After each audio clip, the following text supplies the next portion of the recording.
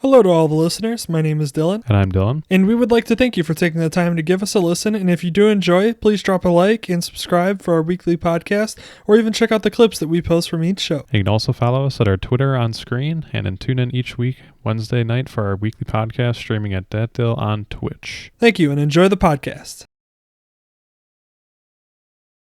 All right. So welcome back again, everybody, for yet another week.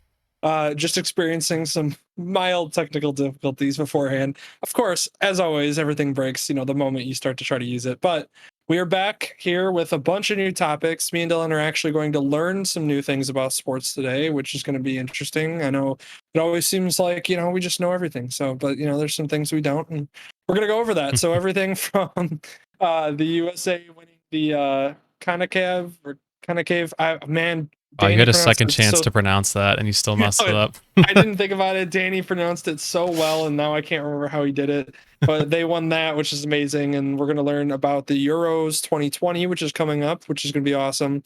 And we're also going to learn about the Women's College World Series, which is going to be fun as well. And we are bringing on Dylan's girlfriend, Tessa, who is an ex-softball player and knows a lot more about this following it throughout the tournament. I've kind of just watched like game 1 and game 2, so I've know a little bit, but obviously not a ton, nor do I know enough about any of the teams or any of the players to be able to accurately, cover it as a topic. So Tessa will enlighten both of us in that category. And then later on, we'll cover everything ranging from the NFL to Major League Baseball and all the controversy that's happening now with pitchers, boxing, just all kinds of stuff that we're going to cover to kind of go through everything. But so do you want to go ahead and transition us over to our first topic? Okay, so our first topic is going to be the one that you currently see on the screen. It is going to be the Women's College World Series in Oklahoma City that's going on right now. I don't know too much about it except for the couple of games that I had been watching just recently that came up. So I am going to bring on our guest in just a second. I'll switch to a transition. Let her get set up really quickly. It'll just be Dylan on screen, and then we'll come back and she will start her piece with Dylan also following along and learning, and I'll be learning off to the side. So let me do that right now and transition to here.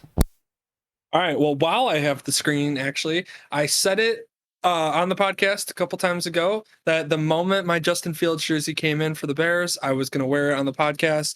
And here we are with, full jersey on, ready to go. It's amazing. Love it. Absolutely great. So I just wanted to, introduce that a little bit while we're going through this transition. Yeah, as far as softball, I don't know a ton. I mean, I understand obviously the basic rules and everything because I played baseball, and softball's a little different, obviously. I'm not going to go out and say that it's the same or anything, but we are going to learn kind of about that, which will be fun. I've been watching for game 1 and game 2 of the World Series. It's been kind of entertaining. It's been interesting. I'm not, new to the whole thing, so it's fun to actually be able to watch something that I normally do not. And it's been interesting to watch for sure. I mean, the games have been exciting, and there's been like plays back and forth that are like, top 10 ESPN top 10 plays going on. So I'm excited and look forward to it. And I think we're ready to go. So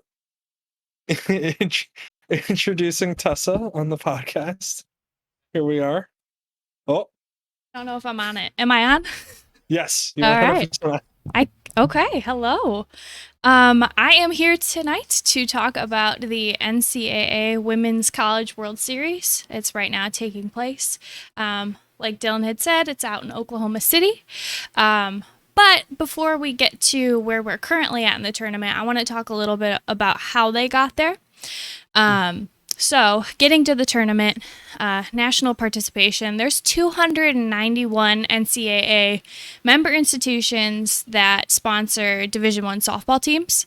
So they're all eligible to compete. Out of the 291 programs, that's about 6,000 plus softball student athletes. So crazily enough, there are that many people out there playing softball. So Let's go to the selection process. The Division One softball championship provides for a field of 64 teams in the very beginning. They compete for a spot in the national tournament. Of the 64 teams, there's 32 that automatically get a qualification because of their record, who they're playing, that sort of thing. And then there's another 32 that are selected by committee. Of these teams, 16 teams will be seeded, and each of the seeded teams will be placed at one of the regional sites. So they do have a little selection show. It's kind of like March Madness. It's really fun as a softball player to see this take place. This is the Christmas if you love softball. It is the best time of the year. I remember growing up, being 10 years old, coming home from playing my own tournaments and being like, it's time for more softball. So it is the time of the year.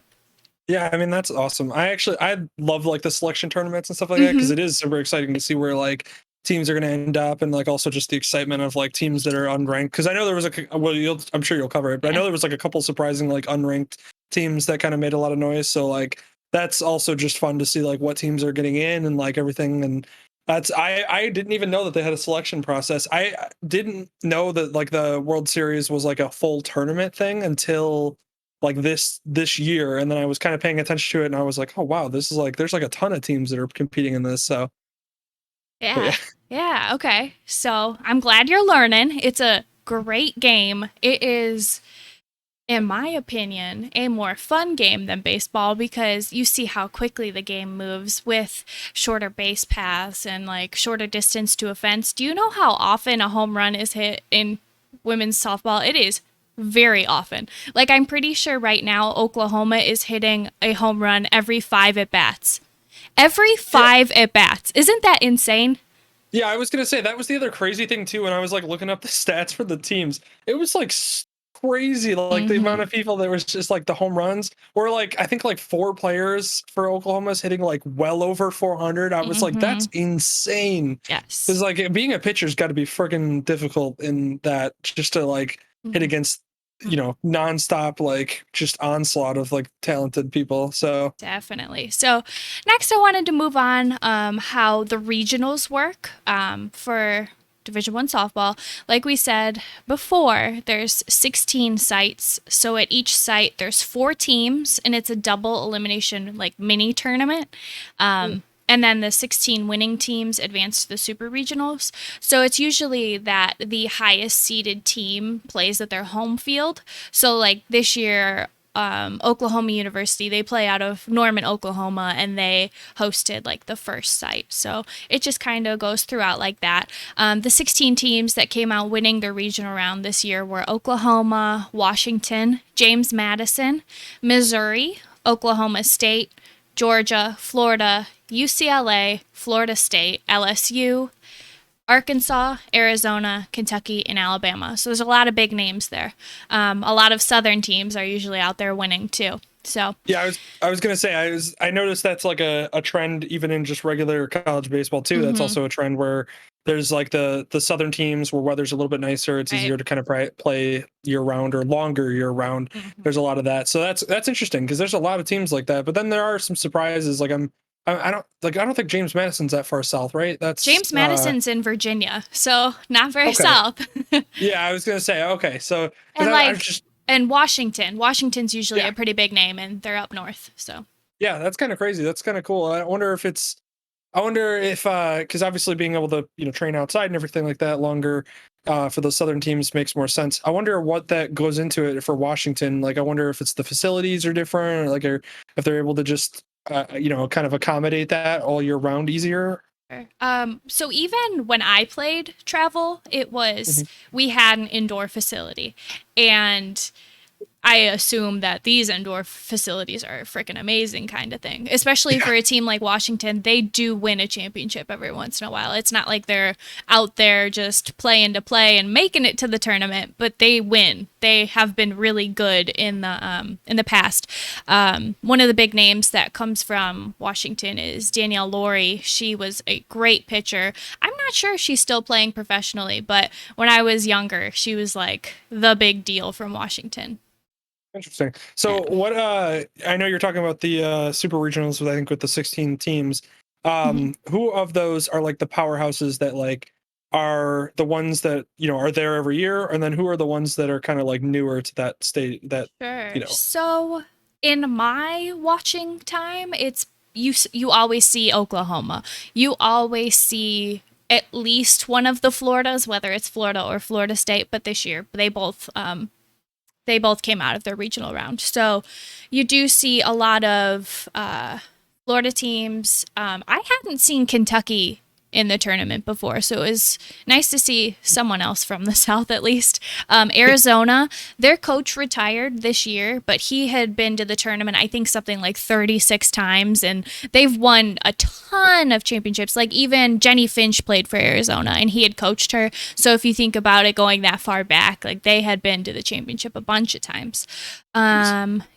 A big name in the past years, I think UCLA was our previous champion. They didn't play the championship last year because of COVID, but I believe 2 years ago was UCLA. They won the whole thing, and then 3 years ago was Florida State. So seeing some familiar names, they're usually coming back around. I hadn't seen much from Alabama before. I know that they usually make it pretty far, but I hadn't seen them make it to the championship round before, but that's probably just in my maybe 10 years of watching.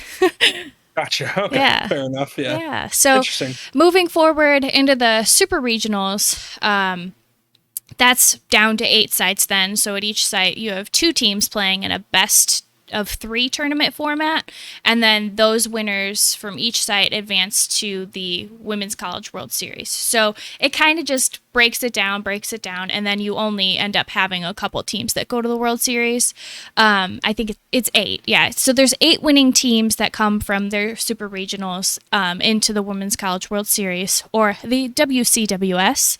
Our teams this year were Oklahoma, Alabama, James Madison, Arizona, Oklahoma State, UCLA, Georgia, and Florida State. So those are a lot of big names that play good softball and have good sports programs like universally. But then we have our newcomer, James Madison. So that was the big deal this year, was James Madison. Yeah, and I think I saw that they were like a huge underdog. That because didn't early in that of the 8 teams their first matchup, didn't they upset somebody in their first matchup, or they upset somebody huge to get there? Something like that, where it was Yeah. like really surprising, like they shut them out or something. Right. I don't remember who they played in the first round. I did watch the game, I promise, but it's escaping me right now. As I But say, a lot of teams, yeah, there was a lot games. of I've been watching this for weeks, it feels like, just watching teams get there, and it's been like every day for a couple weeks now, and I'm just kind of all right, let's get it going. So, Yeah, I yeah. was gonna say I did watch it like a preview where it was showing the 8 teams that were kind of matching up, and it was interesting Mhm. to kind of hear like what the teams are good at, like special, like obviously players that show. Like it's funny because like Oklahoma they talked about as being like obviously a hitting powerhouse, and that's Mhm. why it's no surprise that they're here. But then you get teams like Florida State who they're playing against, who is like a huge pitching, like they had a ton of like amazing pitchers and kind of an all around offense. And then I was hearing like Alabama, there was Montana Fouts was a girl that I heard Yes. was We'll like get to her. huge. Yeah, I Mhm. was gonna say that was awesome. I like heard that and I was like, why isn't I was like, this is awesome. I was like, Mhm. in an elimination game, that's crazy. So we'll get to that in a minute. But Yeah, yes, yeah. yeah, there was a lot of interesting. Like I was just hearing about it. I was like, oh, it's pretty cool to see like teams getting there for different reasons. And then also just like I don't know, just generally watching like the pace of play and everything like that. Mhm. It was so interesting to see like I don't know, just like because of the field being a little bit smaller and everything like that, in field it's very hard to like react as quick as they like need to for with the way that the ball's coming like Mhm. out as fast. So it was kind of crazy to watch that too, because then like you watch some of the fielding and some of the plays that were made, and it's like gives you an appreciation for like understanding like how far they have to track to then like how quick they have to react and everything. So it's been fun to watch it. But yeah, these 8 teams, I know James Madison was the one that was like a huge shocker there in Mhm. that bunch. Yeah. Yeah. So, now we're going to move into tournament format. This is the WCWS itself. So, it is excuse me. Sorry. It is 2 4-team double elimination brackets. So, what we see here is that the winners of each bracket then compete in the best of 3 series to determine the champion. So that's where we're at right now in real time. Like the second game of 3 was just played tonight. So we've been seeing some really incredible games this year. And one of the biggest things that has happened is that the first NCAA softball game to air on ABC happened on Saturday, May 29th. So it marks the first time in history that a college softball game aired on one of the major broadcast networks. So, like, that's huge. I know some people will say, oh, it's a slow sports week. Okay, basketball's on. Like, let's watch softball. And yeah, no, that was sorry, just to cut in real quick. That was what I thought was interesting too. Was I hadn't like I'm being a baseball fan. I've heard about the softball World Series and I've seen things about it over the years. But like I will say, this year it has been like really kind of thrown out there as like being a much bigger thing than maybe it has in the past. And like it always happens every year, obviously. But like just as public wide, I feel like the reach that I saw on social media and everything like that was a lot bigger this year than in previous years. Right. So that was game 2 of the Washington, Oklahoma series. And it was also the return of Jessica Mendoza. And she's like a well-known softball great. Like she played, I think she played at Stanford, I believe. I don't want to. But like I'm pretty sure she played at Stanford. I know she was All-American multiple times, and I'm pretty sure she was one of those in the era of Jenny Finch that went on to play professionally, and that was when professional softball actually like had a bit of a following. And right now it's just college. So at least we have college softball ready for some Olympic softball to come back, but it's out there. We're hoping for growth and hopefully seeing it because it's so fun. Like you watch a college baseball game and it's kind of long and drawn out at some points, but like softball moves quickly and it keeps your attention. And yeah, they sometimes do go to extra innings and it makes it a little bit longer, but they're still only playing 7 innings most of the time. So it's a quick game. Well, and I thought it was interesting too is watching college baseball versus college softball. One thing I will note is sometimes in college baseball, it almost feels like a team can be like overwhelmingly, good or something like that, where it's almost like not like there's no point in watching the other team because you're like, this team's going to win. Whereas like in college softball, like, I mean, even just looking at this World Series and these 2 games, you saw one game where, the Florida State's pitching, which has been kind of a strength of theirs, wins out in the first game, and then in the second game Oklahoma's offense storms back to life, which is a thing that they've had all year. So it's kind of interesting to see like where like it's almost like back and forth. Like it's not like you can't be just one-sided, like you have to actually have a much more complete team to win, which makes it more interesting because then again I'm not watching like teams just get blown out by other teams that you're like, okay, yeah, this team significantly is better, and it's almost pointless to watch. There's been a couple of shutouts and there have been a couple of really pitcher dominated games, but those were still pretty exciting too, in my opinion.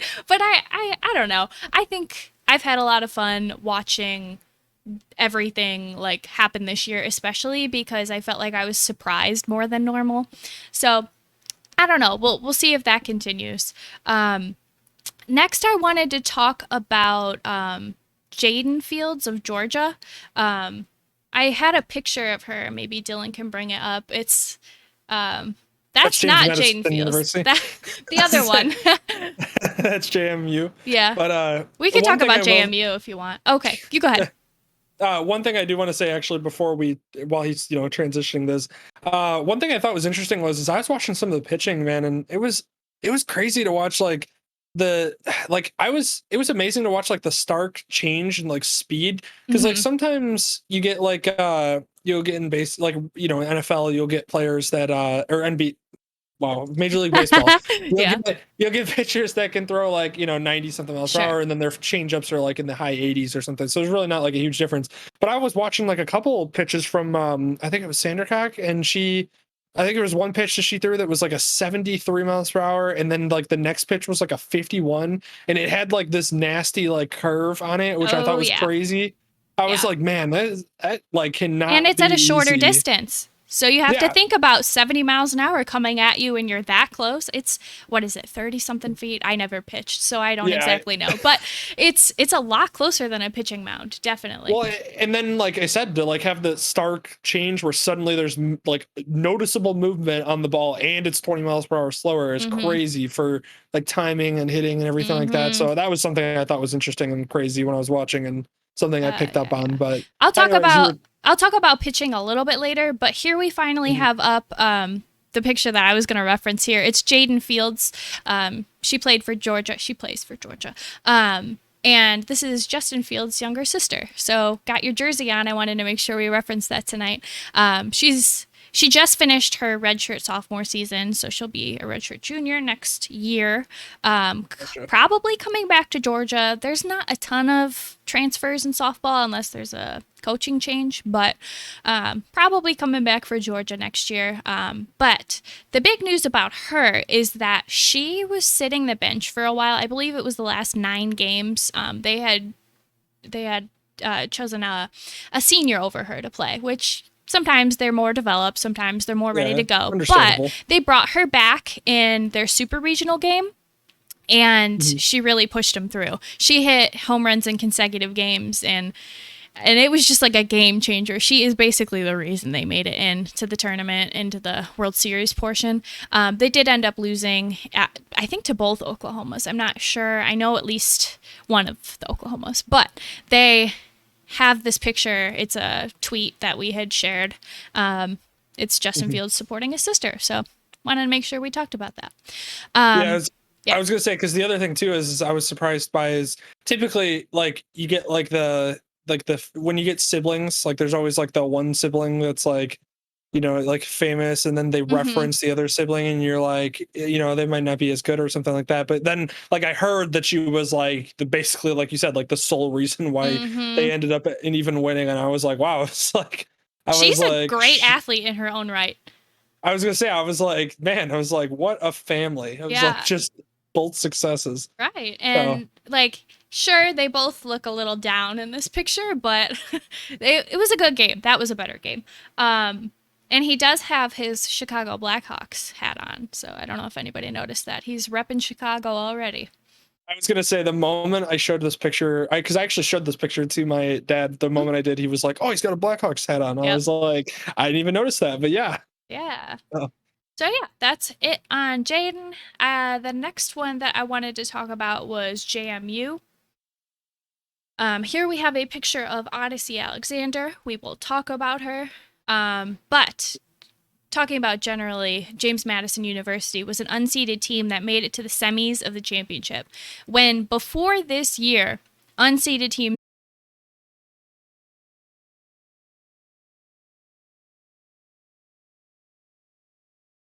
watching it, you could just tell like some of the pictures, like it's a little bit like, I was funny because like the strike zone, I was like, man, the strike zone's tight in that one.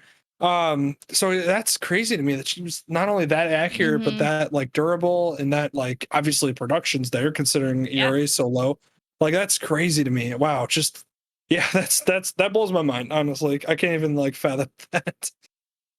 So I think we might have lost our picture of her, but that's okay. that's all right.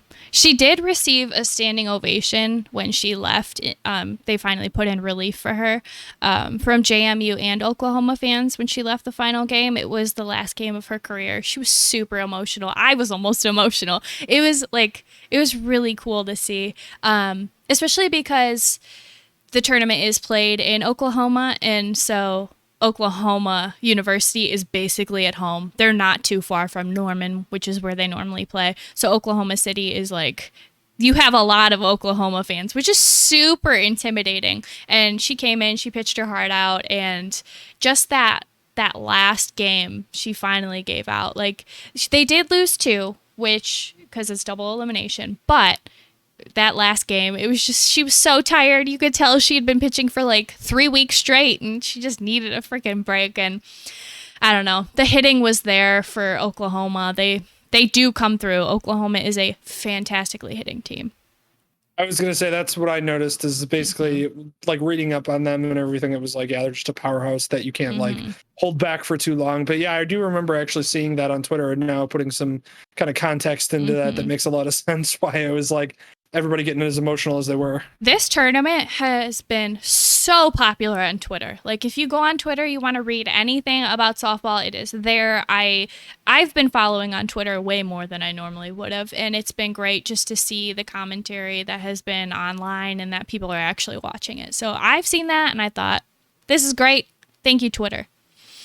Yeah, that's what I was saying too. I was like, that's what I meant by like the popularity. Like I just Mm-hmm. saw this year, I saw it way more on social Oh, media. And definitely. that's like I saw videos like of her that I didn't even know what like I didn't know what was happening, but I saw the Mm-hmm. video. And then that's what sparked me to actually watch it and go, oh, it's on TV. Like that's cool. I Yeah. didn't even know it was on. And then I like go and turn it on. Because obviously being one of those people that just like, it's again, I'll accept the fact that I'm a guy and just haven't known about the fact that the College World Series exists Mm-hmm. as much like as when it does, like when it's on. Mm-hmm. And so it was kind of crazy to see that all over social media. And then like I said, I was getting interested in it because I was seeing the clips and the videos. And so it's actually really cool that they're getting a lot more reach on social media because it was highly entertaining when I watched the games. And it's just one of those where I don't think people honestly just know too much about it to be able to. So Yeah. Um, well, that's all I have on JMU. Just that they really did bring a lot of heart into the game, and it was really fun to watch. Their third baseman, I believe her name's Lindsay Meeks, but she's like 4'11". She played her freaking heart out. She's out dancing to the crowd. It was so fun. It was a good time to watch them. I was really heartbroken when they lost. I would have rooted for that team. I would always root for an underdog, but I was very proud of these people that I do not know to see them put everything they had into this game. So it was really awesome to watch. I was gonna say, and that helps a lot when you like even just to make the appearance and everything. It's gonna help that school out and Oh, everything yeah. like that, and recruiting and everything, and popularity and Yeah. putting them on the map. But yeah, it's always awesome to see like somebody who's like a heavy underdog or something Right. like that come out of nowhere. And again, kind of the stars born kind of thing with Uh-huh. her and her production. So Yeah. All right. So the next picture I have here, I believe, is Florida State. Yes, Florida State. This is after they had a 4-2 win over Oklahoma State. But there was a really dramatic turn to this was that their game ended at 2:30 a.m. 2:30 jeez. a.m. because they Oh. had a weather delay. It was Mm. Saturday afternoon. There was a weather delay. And it pushed the two later games back. So I don't remember. I think the game was supposed to start at 9:30 Eastern, which would have been 8:30 Central for here.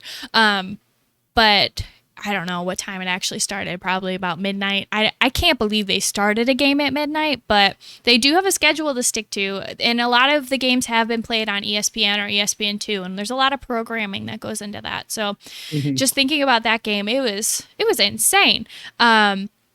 They had like a big thing online that I had seen where they were calling for no more midnight games from a lot of the coaches. And I mean, Understandable. you're playing from noon to midnight at that point and midnight to 2:30, and it's crazy because those days they do play two games in a day. They will play two full games in a day. That you don't see it a lot with college baseball, but it happens every once in a while. But like these girls were out there, they're playing hard, they're playing in the rain, they're playing in the heat. Oklahoma is hot.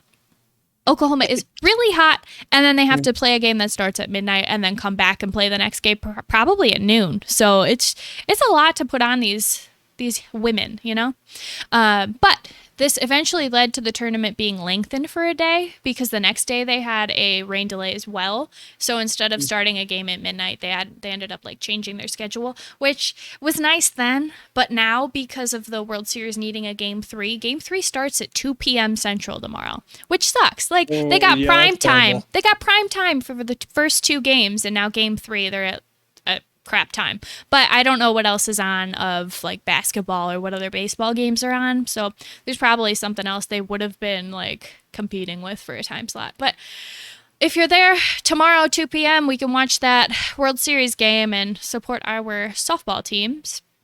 The next topic we have here is Alabama pitcher Montana Fouts. Yes, this is something that shocked me because I heard that this happened, Mm-hmm. and then I was like, why is this not talked about more? Mm-hmm. And I know it's obviously like I'm not gonna, you know, turn a blind eye to the fact that it's, women's softball, and so of course that's going to be some bias there and why. But I saw this and I was like, that's insane. It was like the clutch, the like just the pressure and everything like that, and then to do that as a team that's not also like heavily favored is crazy to me. So that's why I saw this and I was like, we got to talk about this because this is amazing. So this is pitcher from Alabama, Montana Fouts. She threw the 5th ever perfect game in the Women's College World Series. Little side note here, it was against UCLA. UCLA has multiple Olympians on the team, and Maya Brady, who is the niece of Tom Brady, which you might have heard about. It's been in social media a little bit. Tom Brady called her like the best athlete in the family or something like that. But to think about, I know who he is. Yeah. Oh yeah. Who is he? Yes. So, they have a great team. UCLA, they have Olympians in Maya Brady, who is a fantastic athlete in her own right, but she still threw a perfect game against this wonderful sounding team. It was her 21st birthday, which is so awesome. She threw 14 of the 21 outs as strikeouts. So there were some like ground outs, there were some fly outs, but at her peak, she had 7 strikeouts in a row. That's insane. I mean,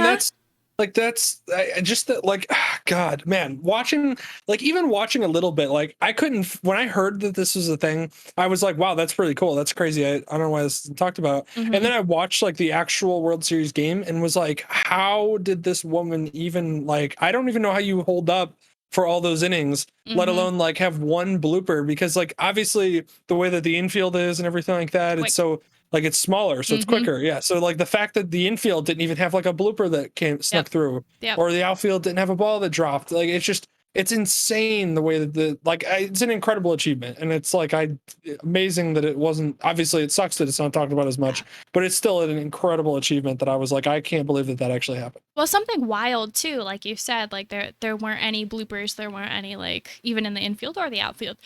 UCLA didn't hit the ball out of the infield until the 5th inning.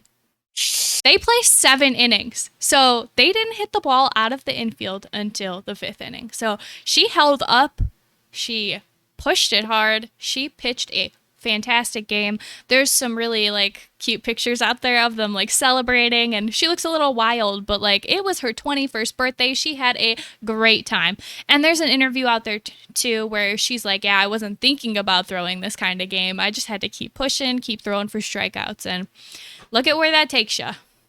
Yeah, I mean, just God, it's like everything that goes into a perfect game in general, in any facet or level of baseball, and then to think about it happening in a level where basically you're talking playoffs. You're talking playoff scenario where UCLA is not a bad. It's not like she threw a perfect game against like the worst team in college.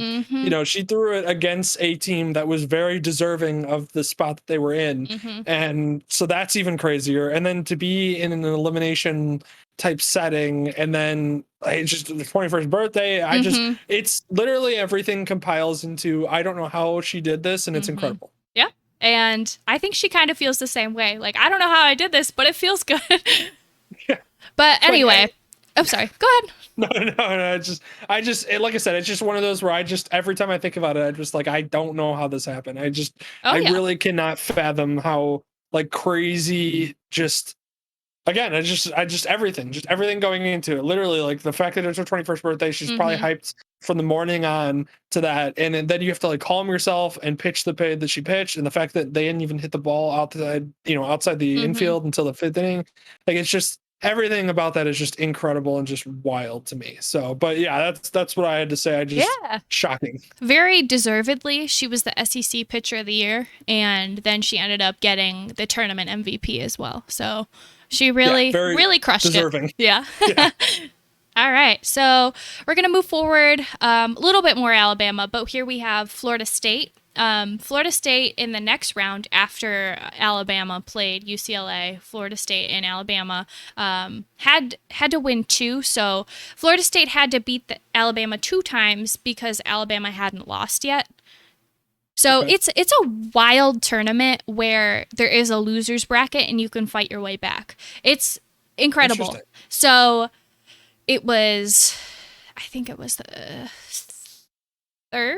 Second round. Yes. So second round, we have Florida State and Alabama. Florida State had to beat 2 times Alabama. So here we had Florida State come back from the losers bracket, beat Alabama to advance on to the championship game.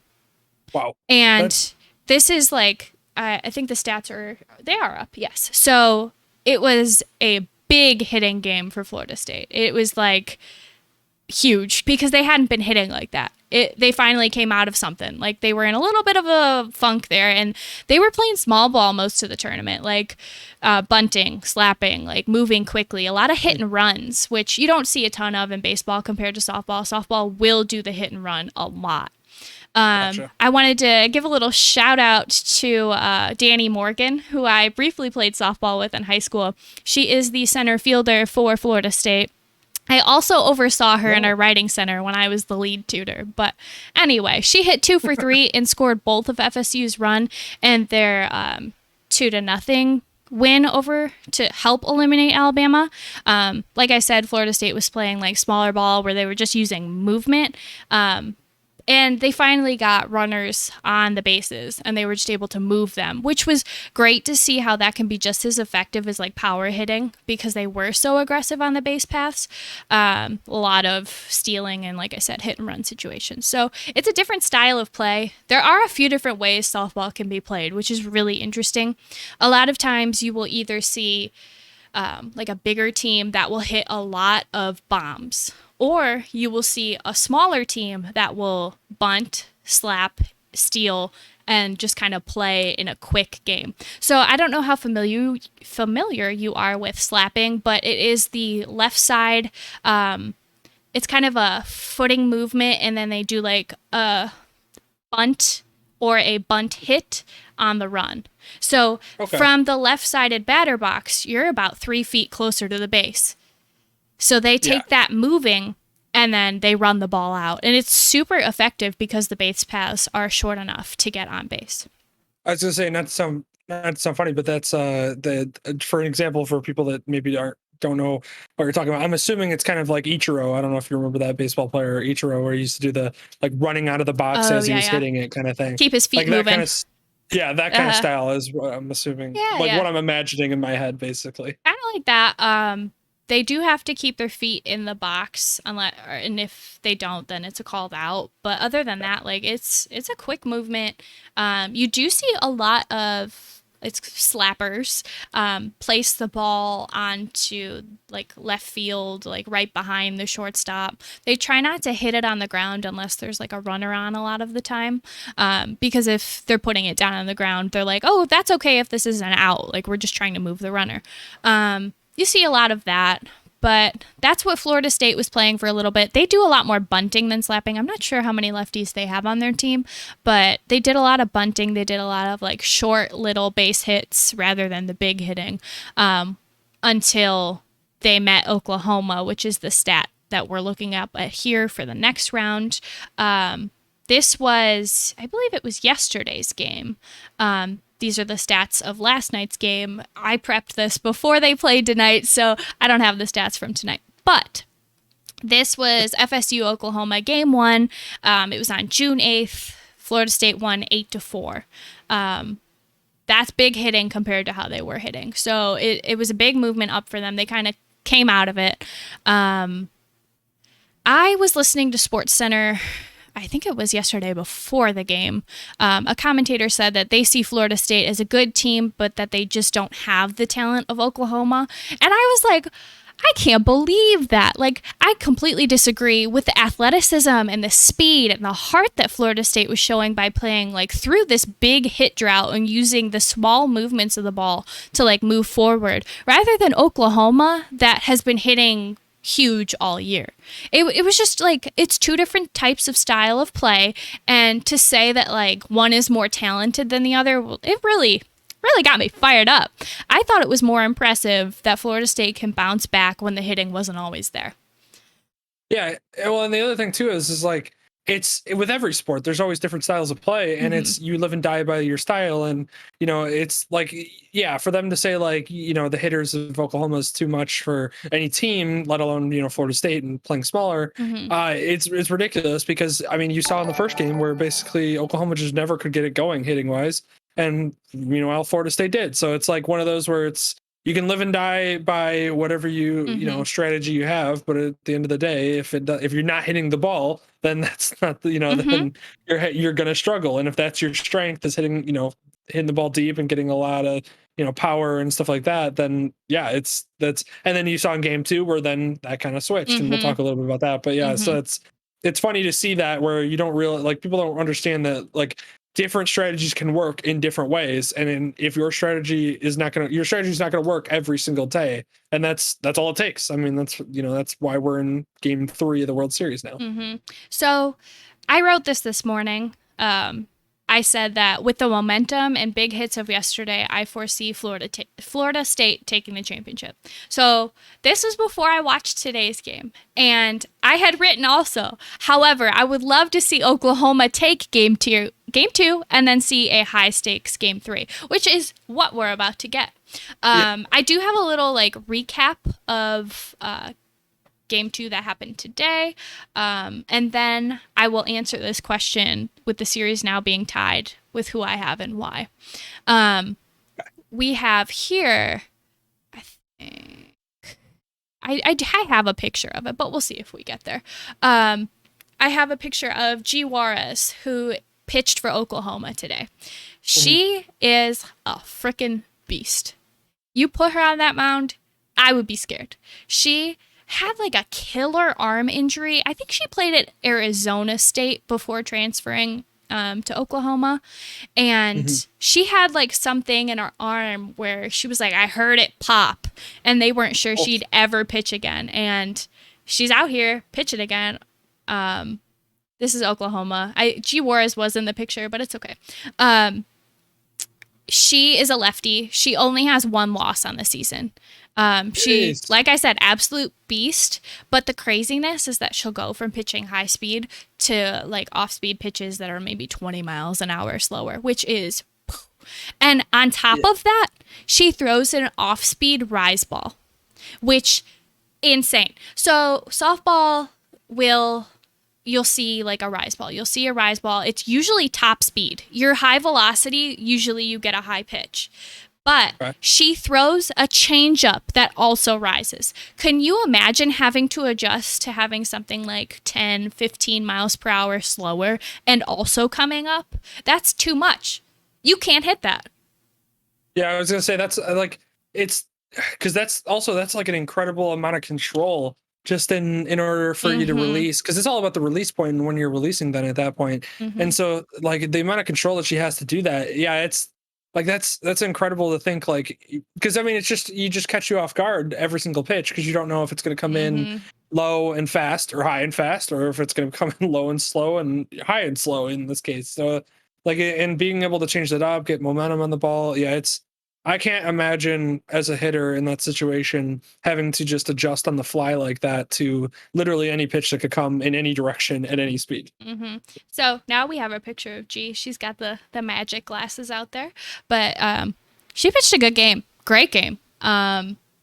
The only thing is that in the first inning, Elizabeth Mason for Florida State hit a 2-run homer, and that just kind of set the pace of the game. It seemed like Florida State was going to take ahead and stay ahead. That was not the case. Catherine Sandercock had the start for Florida State. She was a redshirt sophomore. She was 27-3 so far for the season. Now she is 27-4.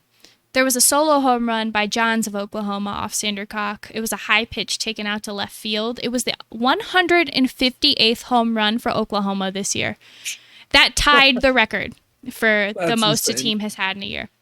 I believe Hawaii might have been the team that had the record, but I'm not positive.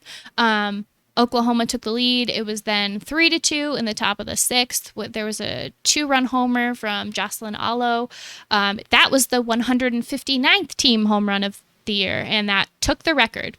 That was really like, it was huge. It was like the third time through the order that Oklahoma definitely made the adjustments that they needed to. We saw Arnold come in for Florida State, but the Sooners hit off of her too. So they increased the score 5-2 in the sixth.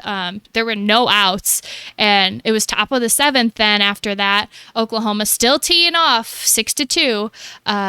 Another pitching change brought in Florida State's Emma Wilson, not Emma Watson. She had never seen a postseason game before. She hadn't even pitched since May 8th. So thinking about how many games that these women have played in the past 2 weeks, she hadn't even seen an inning since May 8th. Yeah, that's a raw situation to be in. Oh, yeah, definitely. So G. Juarez, who we see celebrating here, she closed out the game for Oklahoma. She pitched a good one. She pitched a winner. She was tired by the end. You could tell. I don't know what else Oklahoma has in their pitching staff, but like we saw earlier from James Madison, they will pitch 2 days in a row, 2 games in a row, 3 games in a row against the same team and still win. So I don't know if they'll bring her out again. I'm not sure what else they have in their staff, but we'll see. Game 3 is tomorrow. Oklahoma has avenged every loss that they've had this year with 2 wins.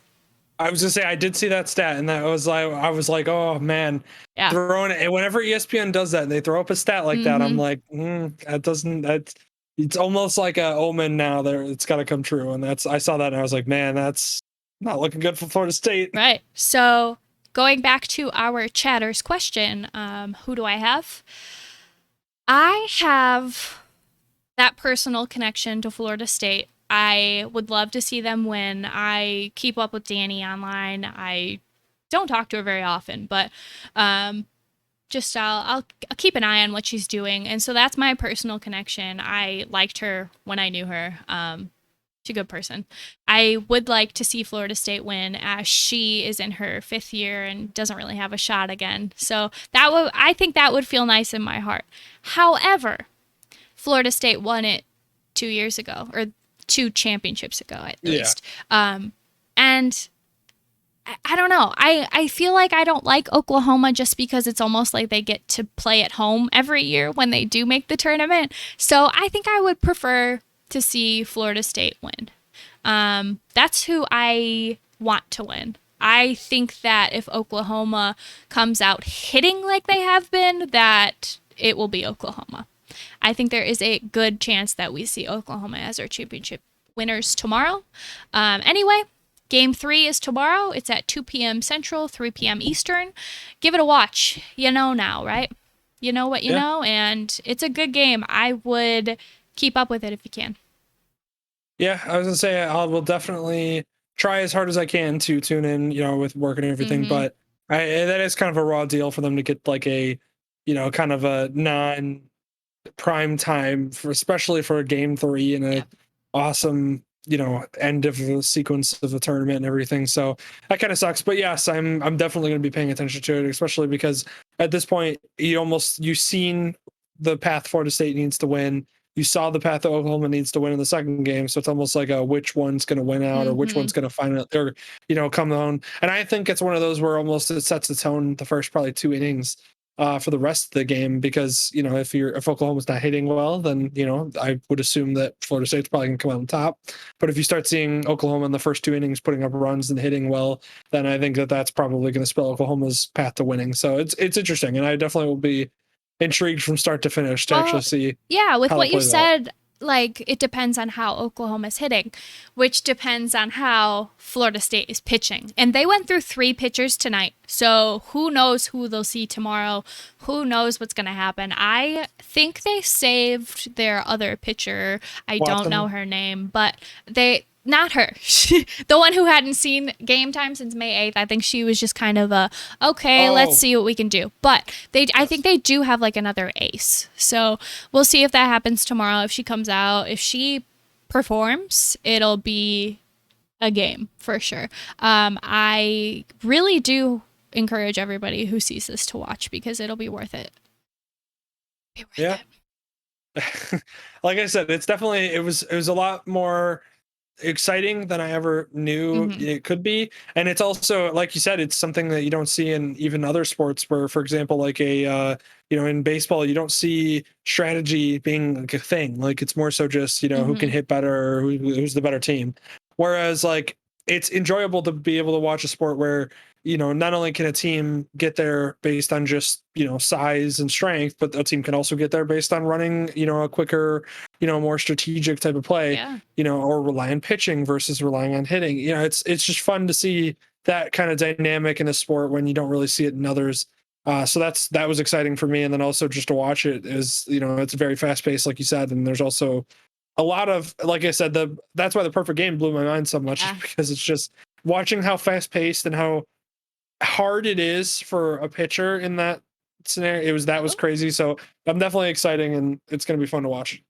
yeah. Well, that was everything I had. I want to extend my gratitude for having me on. I hope I taught someone about softball, and I hope maybe we'll have a couple more viewers. Um, I think like after many years of watching not even just the World Series, but also just like watching softball in general, whenever I see it's on TV, I will click it on.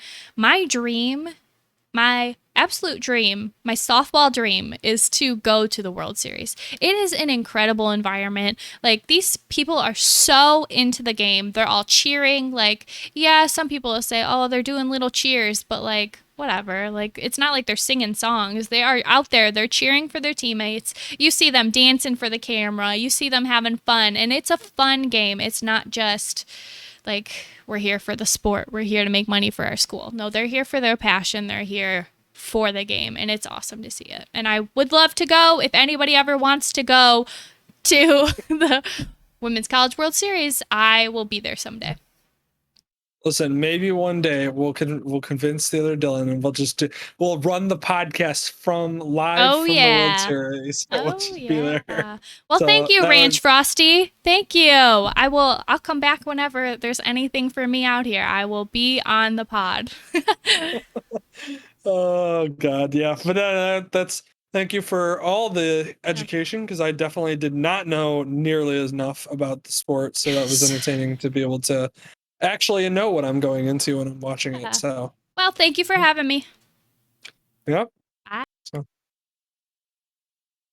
all right. Well, I guess I'll sit here and fill up the time. It's like I said, what I just to kind of recap everything, and I know I kind of talked about it before and everything, but man, like just the sport itself was just fun to watch because it was just so different. It's like watching, every when you're watching like basketball, and then you like suddenly randomly flip on like golf or something, or like or look a lacrosse competition or something, and you just like it catches you where you just go like, man, this is actually like I need to watch more of this. It's entertaining, and I hope to next World Series know a lot more going into it, and actually know like, oh, this is what I'm looking for. This is what I'm paying attention to, and then not only that, but to also like just understand how difficult it is and everything, and appreciate the achievements that are going into it and all.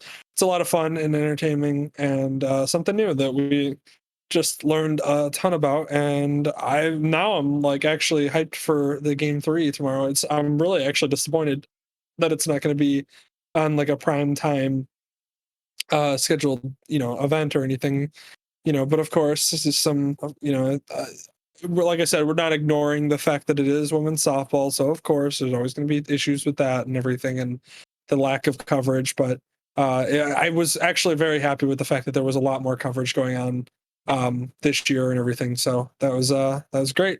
Thank you, Tessa. And I think now we can welcome Dylan back on the podcast, as well as transition quickly into our next topic, which actually, before we do that, you have any thoughts on everything that was just said? Because I know you kind of weren't able to actually even give your 2 cents. Yeah, that's what I was saying to Tessa. I was saying I was just going to leave her on here to do it instead because she's going along with it much better than I would anyways, and had a lot more information to actually provide. So I'm back to the dismay of everybody else watching, but I enjoyed that quite a bit, even though I was trying to make sure things weren't going to blow up in the background. And we only had a crash once, so it was really good. but I Oh, also learned a lot that I did not know, and the test doesn't even get the opportunity to go through as much because I don't understand what she's saying about softball. But now I do a little bit more, and have a little bit more insight into some of the terms and everything. So that's there you fun. go, Dylan. I've been watching the tournament anyways, and I'm going to continue to watch it with her as well. And I'm glad we get one more game post all of this to still follow Mhm. up with instead of just being like aftermath and everything. So definitely want to make sure to get all this, well, at least get that one softball video up for tomorrow and get people hyped to watch that. So yeah, I'm excited. I'm glad it came in between a series instead of afterwards or before or anything because you're right in the thick of it. So I had a good time listening as well. Yep. So, And we'll have her well, back on. yes, we will as well. We can even recap the last game when that comes back. That goes by too. That was I our heard a bit of that was our first trial for having a guest segment or a guest thing on. So they're gonna have a little bit of transitions and everything and working on that part. So that was scraped together in the last couple of minutes because everything is always done live.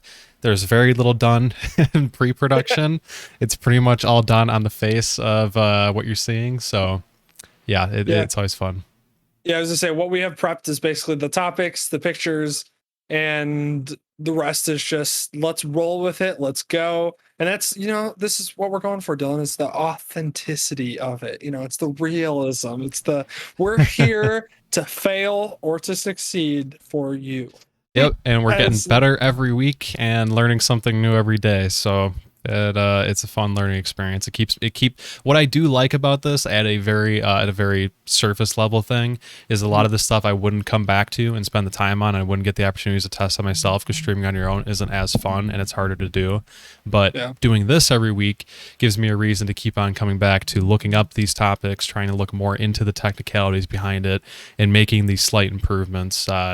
Day by day, week by week, and whatever. So it's a good learning thing. It's like its own little side course for me to go along with as well. So I like that part of it a lot.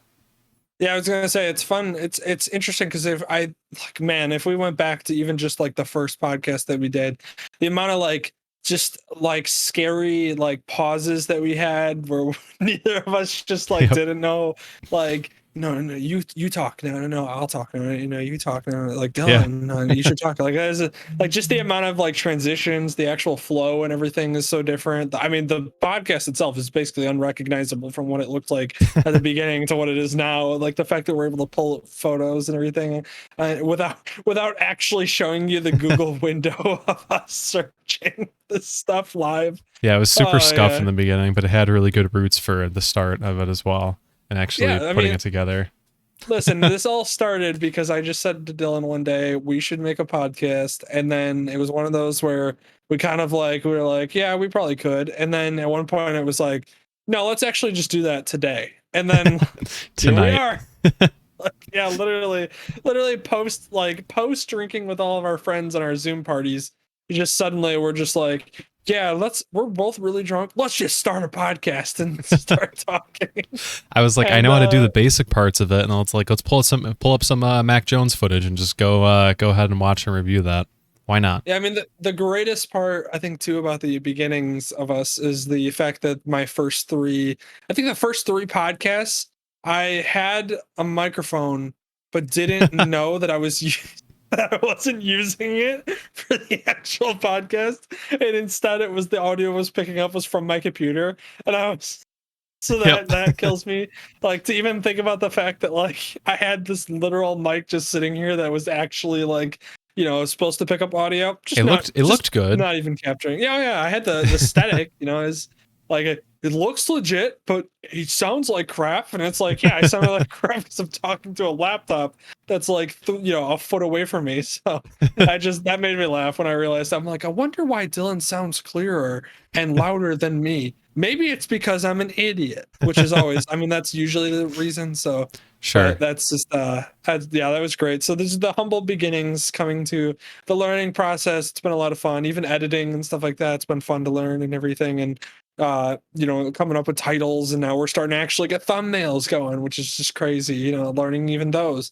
It's just a lot of fun to actually do this and go through all this stuff. And then we learn like both of us enjoy sports, and we both are learning just new stuff as we go, and then being able to actually have an avenue where we can like I don't know, just express our thoughts to an audience, and it's fun and enjoyable. And obviously, we hope it continues to grow. And like we said, in the future, we've talked a lot about like gaming stuff that we might do in the future too, and other things. So plenty of stuff that's going to happen, and plenty of stuff that's going to come. It's just a learning process, and we're still going as we go. Hashtag better every day. And also, I don't know if you saw on the side though, but also you have 28 subscribers. I would like to do a thanks for 30 type of thing, but it's currently at 28 and it's been going up even in the past week post everything else. So that's always cool to see. Also, if you're looking at analytics and stuff, we are over 2.1 thousand views in the past 28 days.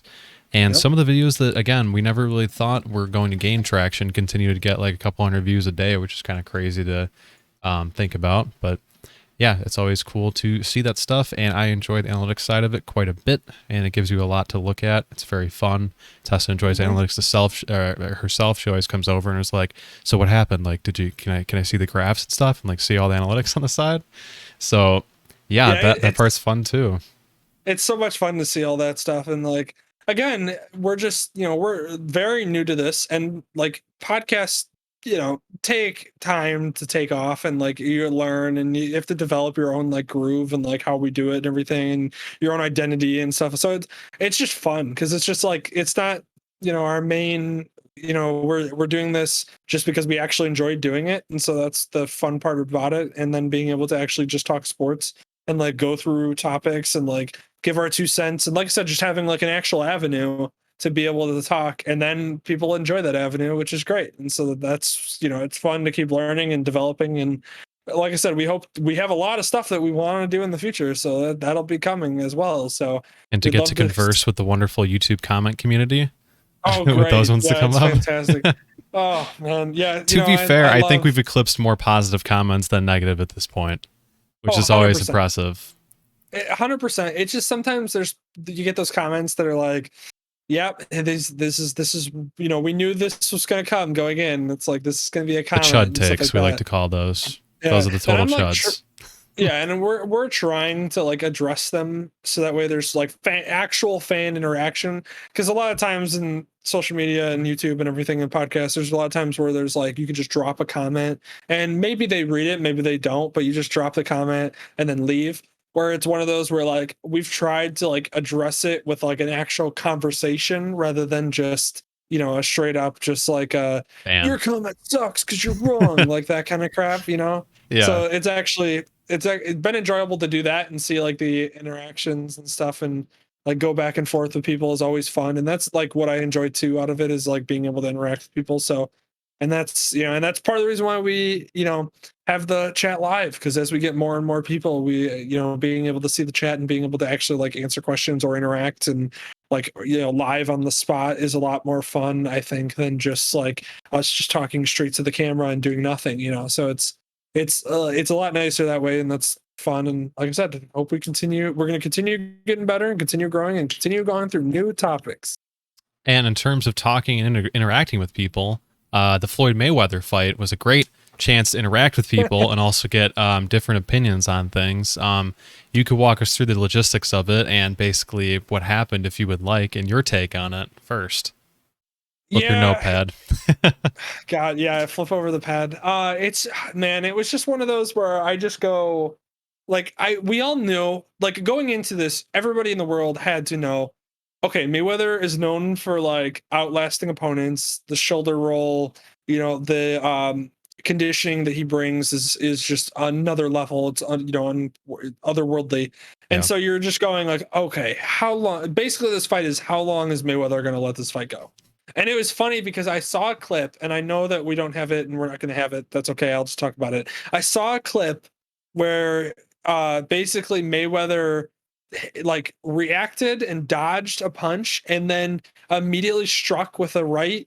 And I swear to God, he knocked out I swear to God, he knocked him out. And then like Mayweather caught him and like held him. And then like Logan, or which brother was it? Logan Paul, right? Yeah, Logan. Logan like came to, and then like they continued the fight. That's what chat is saying too. Fake fight. Floyd knocked him out and helped him up. Held him up. I was gonna say, I watched that clip and I was like, man, this is really just like a Floyd is toying with him. How long can we keep this fight going? And it's hilarious to hear, like, because that's the other thing too, is like on this podcast, I'm gonna tell you just straight up like how it is, how I think it saw it and everything. That's why I'm like, listen, we saw that knockout, we saw it straight up go.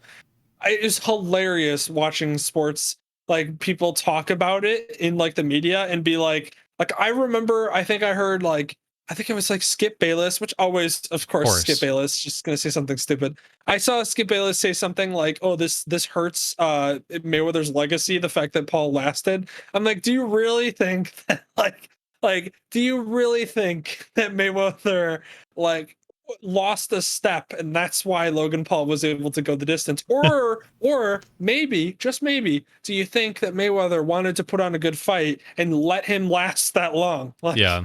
it's just, it's one of those where I just like watching the fight, I'm like, listen, it's like I didn't watch the actual fight live, but like I saw like all of the highlights and I watched like, you know, a good chunk of it.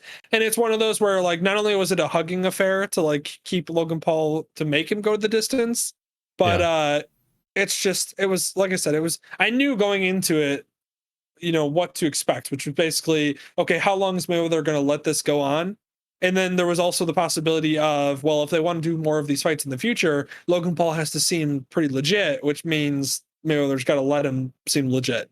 Mayweather could have knocked him out in the first round if he wanted to. Let's all just be straight up honest. If Mayweather actually was trying and was like, hey, this is a fight I'm going to win, he would have knocked him out in the first round and it would have been over. And then we would have been like, yeah, this is why celebrities can't just be like, hey, I'm going to box. So, Well, you and then saw his pick, you know, comments about like Mayweather was talking about like he didn't really care about legacy when everyone was like, "Oh, what's this going to mean for your legacy?" And he was like, he basically Yep. said like legacy wasn't going to pay the bills, some version of that or whatever it was, and Yeah, pretty much just like, this "Yeah, whatever, it's fine." like this is like a really generic poor version of the McGregor fight, because the McGregor fight, at least McGregor was like an all class, you know, ridiculous UFC fighter. So, and he had boxing experience, so him jumping in the ring with Mayweather had a little bit more like, you know, understanding that like this is more of a legit fight than, you know, you may have thought. But then Logan Paul, it's like, dude, this guy, like, what would he knock? Didn't he knock out Nate Robinson, or what was I think it Logan was Paul's Nate. like? Oh, Nate, was it? No, I think it was Jake Paul. I don't know. Oh my God, The they're both, both boxing, right? yeah, they Oh, I both are forgot. boxing. Jake Oh, Paul's trying to get knocked out by some UFC fighter too. I can't. Like, it's just so stupid. The whole thing's dumb, and I understand that it's basically, it's entertainment. It's literally entertainment. They know that. I mean, my favorite quote of the entire thing was basically Mayweather saying that he is the best at legal bank robbing. And I was like, that's an incredible quote and is 100% the truth. And I understand that that's the case, but I just, my thing was listening to all of the announcers and all of the sports media tried to make it seem like the fight was like, wow, I can't believe Paul lasted that long. That's crazy. You got to take him seriously. And I'm like, no, I don't. I was like, I watched this dude get knocked out like 2 or 3 times in this fight, and then Mayweather hug him and hold him up and be like, listen, you got to wake up. We got to make money. Come on. Like, wake up, idiot. Like, yeah. this is, you know, it's just, it's so stupid. I'm just not about that whole concept of like, you know, oh, it's Logan Paul went the distance. It's like, did he really? Like, in my notes for this, I literally put Logan went distance, but did he? Like, that was what my notes said, because I was like, no. You're going to hate the point that I bring up, but I thought this was funny because on one of the shows that I was watching, they mentioned this. But in technicalities, and again, it's an exhibition match, so I understand a lot of that stuff doesn't apply. But apparently, what Jake Paul had more, he landed more hits, and basically as a result of that and how long they lasted, is that the tiebreaker? Like if you were counting it as a real match? No, I don't think he had I don't think he had more hits, because I thought I remember seeing the percentages being like very low for Jake Paul. I know he had like more. That might be He right. took more shots. Right. Yeah, that actually might Oh, be the case, or it might be right about that. There was something basic. I guess it was it really just that people were talking about The fact that he lasted basically meant that he I won. mean, that was like the sheer, like, that was what was behind everybody's talk about this fight being legit, was the fact that he lasted that long. And I'm like, listen, Mayweather, this is up. It was, the fight could last as long as Mayweather wanted. If it was 1 second, Mayweather would walk up and jack him in the face as hard as he could, and the fight would be over. If he wanted the fight to last 8 rounds, the fight lasted 8 rounds. That's how it goes. Like, that's, I know it was Mayweather, like, basically deciding how he was going to do this. Like, I'm not, again, I've said this before, I'm not one of those people that thinks Mayweather is the greatest of all time. I don't. But what I do think is that he's one of the greatest of all time. And because of that, it's just, this is not even like a blip on his radar as far as fights. And so I just go, like, he was basically deciding how this is going to go. That's like going into the fight beforehand. I was like, okay, how long is Mayweather going to make this last? Right. And apparently the whole fight. That's apparently, yes, the whole fight. Mayweather literally was going to hold him up to make sure he made it. The way I described it, as it seemed like a massive overcorrect to the last big exhibition fight, which I'm sorry, was it with Jake Paul? The last one that everyone was all up in a ruckus about. Yeah, was that the Ben Askren? I think it was Jake Paul over Ben Askren. Yeah, that's right. Okay, because the Paul brothers literally are the same person to me at this point. But yeah, the same thing with that one where it ended so quickly and so disappointingly. They were like, okay, let's make this last a little bit longer, else people aren't going to pay the $50 pay-per-view anymore. And they were just like, oh, let's go all 8 rounds. Go ahead. Well, and let's be honest, it probably was predetermined that this was going to last as long as it possibly could, if not the whole thing. Because basically, what they're trying to sell is, well, look, if Logan can last that long against Mayweather, what could he do against other fighters who are nowhere near as good as Mayweather? You know, that's the conversation. Yeah. That every sports media is making right now, so that way, you know, we can keep the cash flow and keep the money going and keep making more of these. So to me, as a person, I find it funny, and I find it's entertainment to the point where I just know that it's what it is.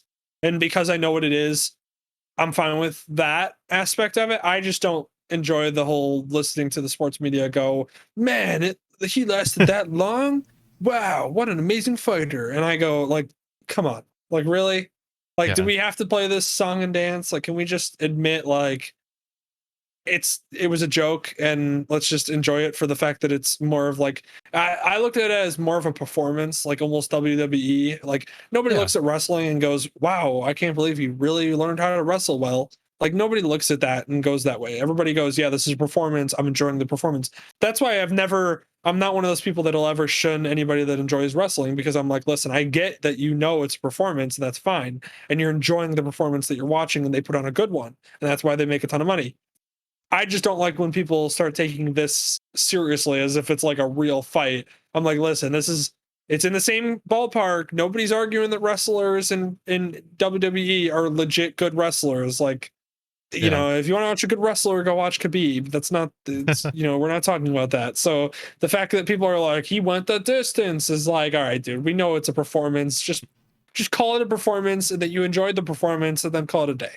In which, shout out to WWE in general, because the memes that were produced solely even from the 90s Attitude Era continue to perpetuate throughout social media. There was a meme for every place in WWE, and I think it was just ahead of its time and form in like that sort of form, because my God, if it was actually live and that level of usage right now, they'd be through the roof in terms of like social media. It'd be insane. So the WWE, I will never talk badly about. I will never talk badly about, pro wrestling, because it's, for what it is. They know it's a performance, and they put on a damn good one, and that's why people watch, and that's why they get millions of dollars, and I'm fine with that. It's not for me, so I don't watch it, but I don't shit anybody that watches it, because I go, listen, I know they put on a good performance. It's just not for me. So you enjoy it and call it what it is, a performance. That's what this fight was. It's a performance. It's not an actual fight. Mayweather didn't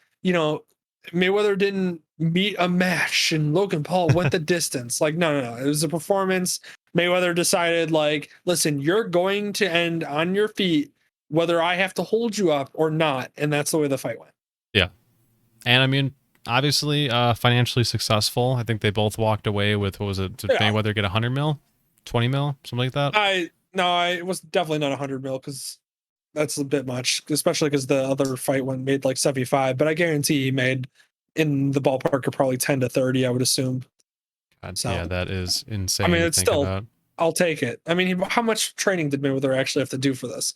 I mean, he knew that Mayweather off the couch from retirement would beat Logan Paul in the first round. So the fact that how much training did he really have to do? He probably just had to like loosen up so that way he didn't like pull a muscle mid fight. Like, that's really what he was probably concerned about. He's probably just concerned like I just don't want to pull a hammy mid fight for like because I hadn't trained. So I just want to bring up that number. Actually, while it seems completely ridiculous, I think I'd seen it. It could be as much as 100 million, according to ScreenRant.com. They guarantee, or Floyd's contract apparently guaranteed $10 million payout plus 50% of all PPV earnings. And Floyd estimated that he could set in to bring more than $100 million. It looked like the current numbers are about 4.6 million, 4.3 million pay-per-view PPVs. purchases at $50 a purchase.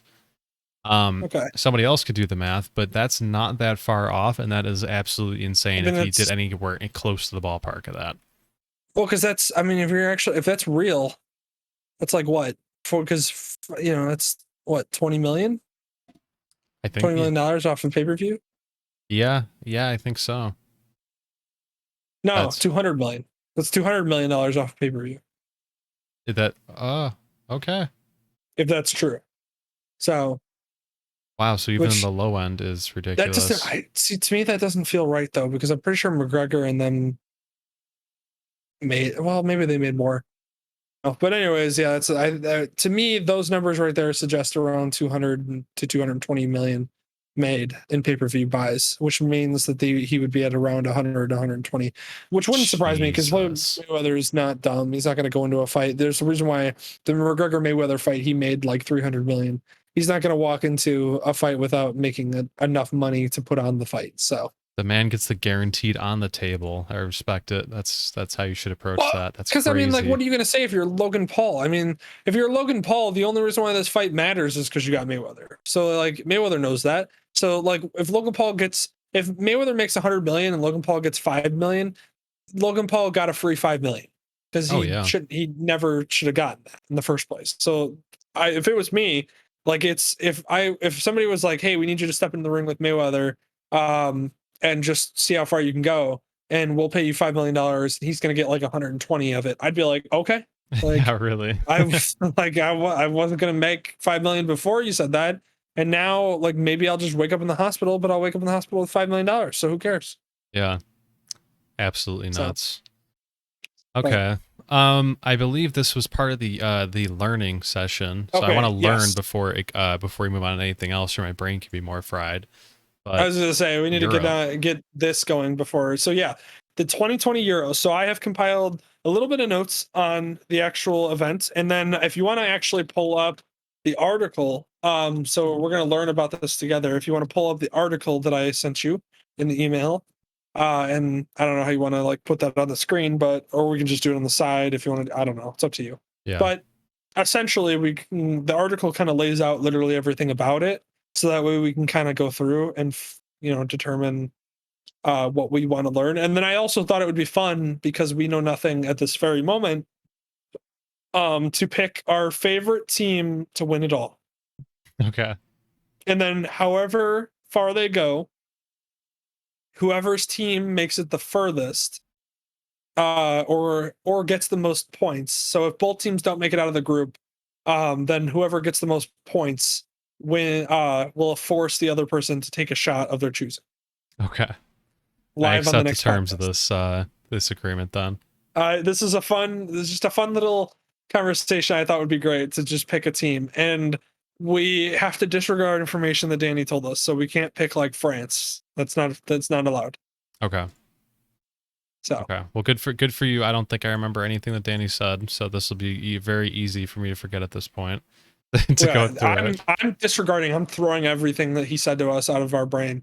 Okay. Which actually, by the way, I think that's going to be most likely our next guest is going to be probably Danny to bring on live to talk about this and teach us about what is happening and why it's important and why whatever is happening at that moment is crazy.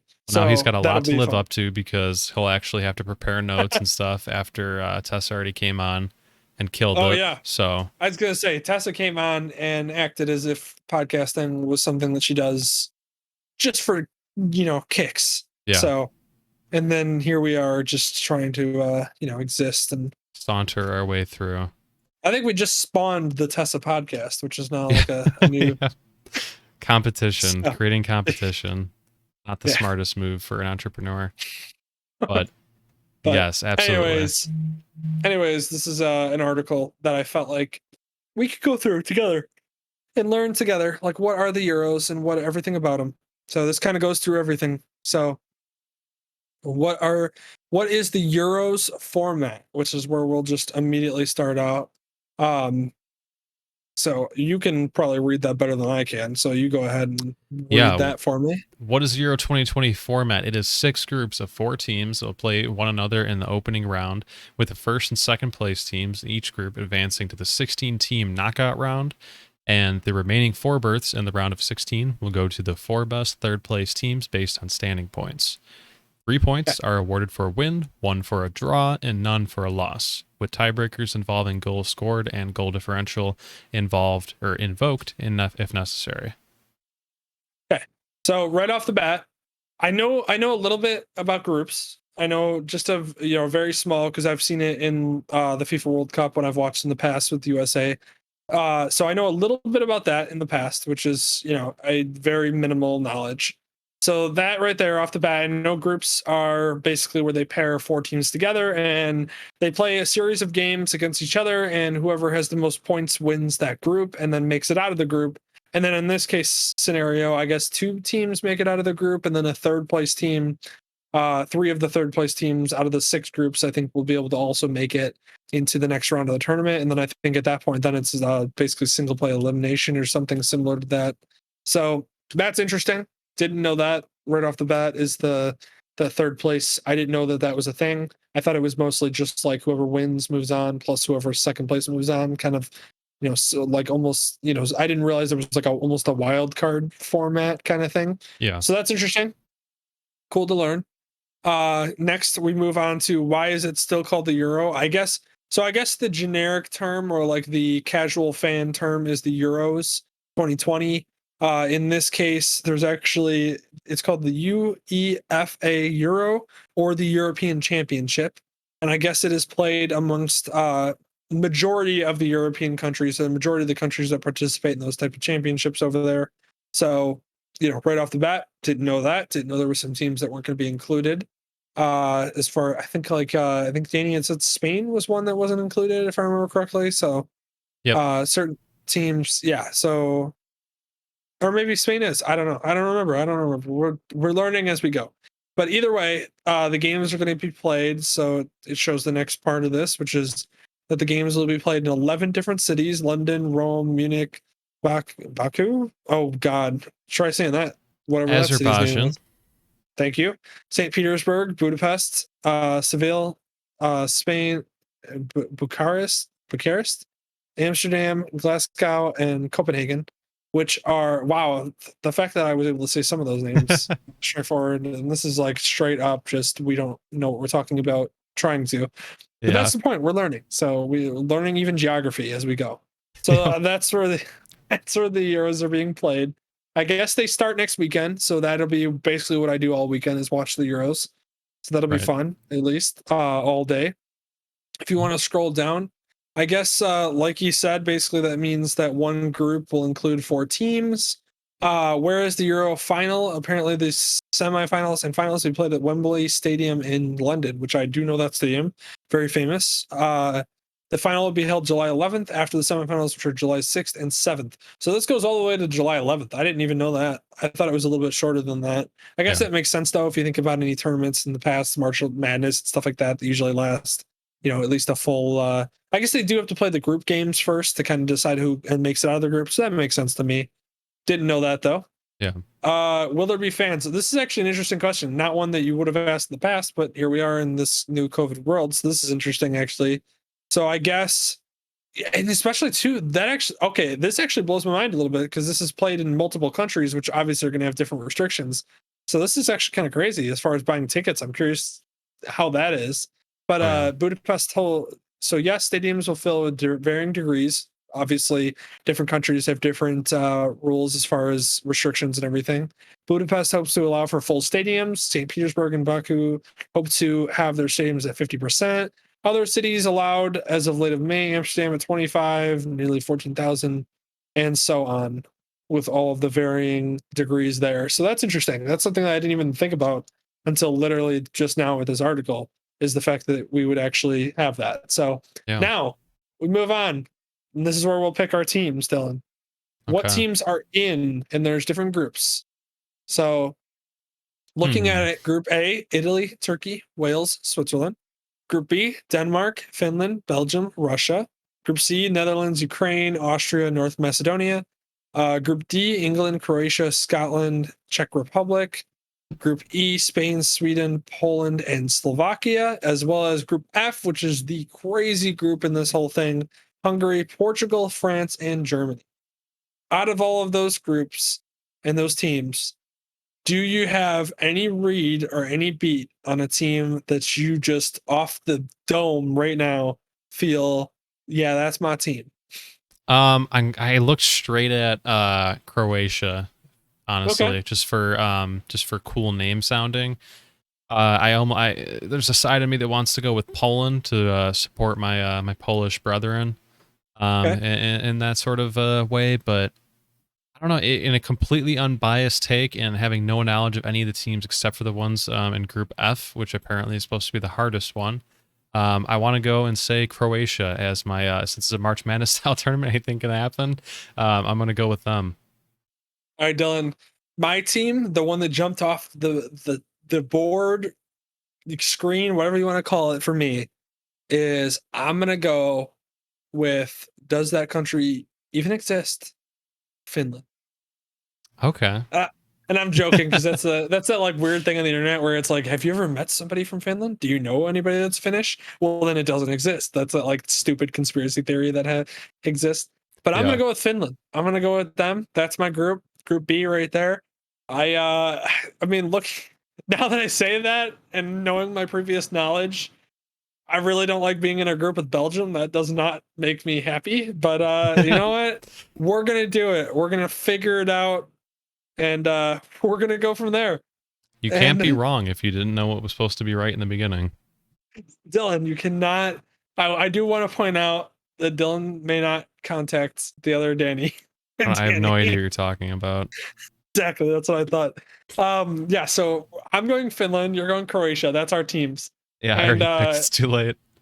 it's done. This is our teams. Whoever makes it the furthest, Dylan, or gets the most points if both teams don't make it out of the group, which probably going to be the case with both of us. You Oh don't know that God. though. Listen, I just, again, now that I'm bringing in my own like little bit of knowledge that I do have, my group, I'm not happy about being in it with Belgium, so that's fantastic. I hate myself for that. Yours, I mean, you got England. Actually, I feel like that's a pretty It's a healthy reasonable upset group. chance. That's what we're gonna call where I mine was gonna stands say, I right feel like now. yeah, and the reason why I say Group F is just like scary good is because obviously France is the favorite. Germany has been just so good for the last few years. Portugal is obviously Portugal with freaking Ronaldo, and you know it's just it's the way that group is going to be. You know, sorry for Hungary. I hope that honestly, I hope to God Hungary. I'm picking it right now. Hungary is going to make it out of that group somehow, some way. They're going to figure it out. Yep. So yeah, all that. Man, listen. I'm rolling with the Finns. Let's go. Well, let's find out where do we start out with? Where does this actually begin at? What's the first match? So you can get a little bit of an idea of where you have to get out of. Well, Dylan, it's funny that you ask, because here we go. And by the way, our off-screen future guest correspondent picked Netherlands as the dark horse. Oh shoot, are they in my So group? just log in that now.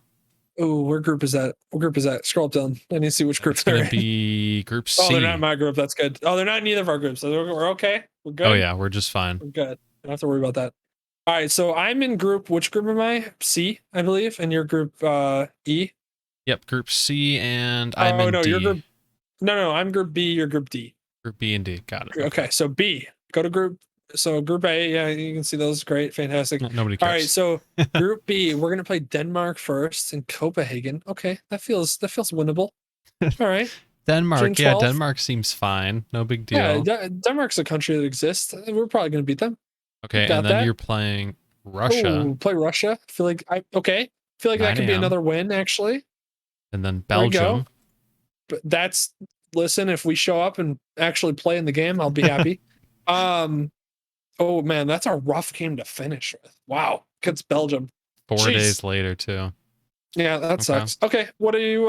Let's see. Let's look at your group real quick, Dylan. So you Group? got England to start out in London. Okay. I feel like that's not fair. I feel like that's just not even fair. Okay. Just a little bit of home field advantage there. That should be fine. And A then little bit. and then it looks like we're moving on to the Czech Republic in Glasgow. Okay, a Okay. noon game. That sounds pretty good for our team. Seems to be more of an afternoon type of team, which is good because they'll be playing Scotland next in Glasgow also at 3 p.m. On ESPN2. So I recognize a lot of those names compared to my Croatia, which you don't see in many places, which makes me a little bit nervous. But it's a good starting spot. I feel like these aren't unbeatable teams for us to get out of here, right? Like these aren't crazy to have to get out of here. Dylan, I don't know how good they are, so I don't know. I can't tell you that. I don't know how good the Czech are. No, the best part about this is that we can just make any prediction we want at this point, and then later on, after this weekend, or the next week or week and a half or whatever, we can come back and see how right we were, no matter what. I can't wait to talk crap to you when you have to go play England the day after. After we get our first win. It's a good thing to start out with your hardest opponent because it's good. It also serves as a warm up, and it also kind of like, iron sharpens iron type of thing. And then we move on to scrubs in the Czech Republic, and then gear back up for a Scottish match in Glasgow. So I like the schedule personally.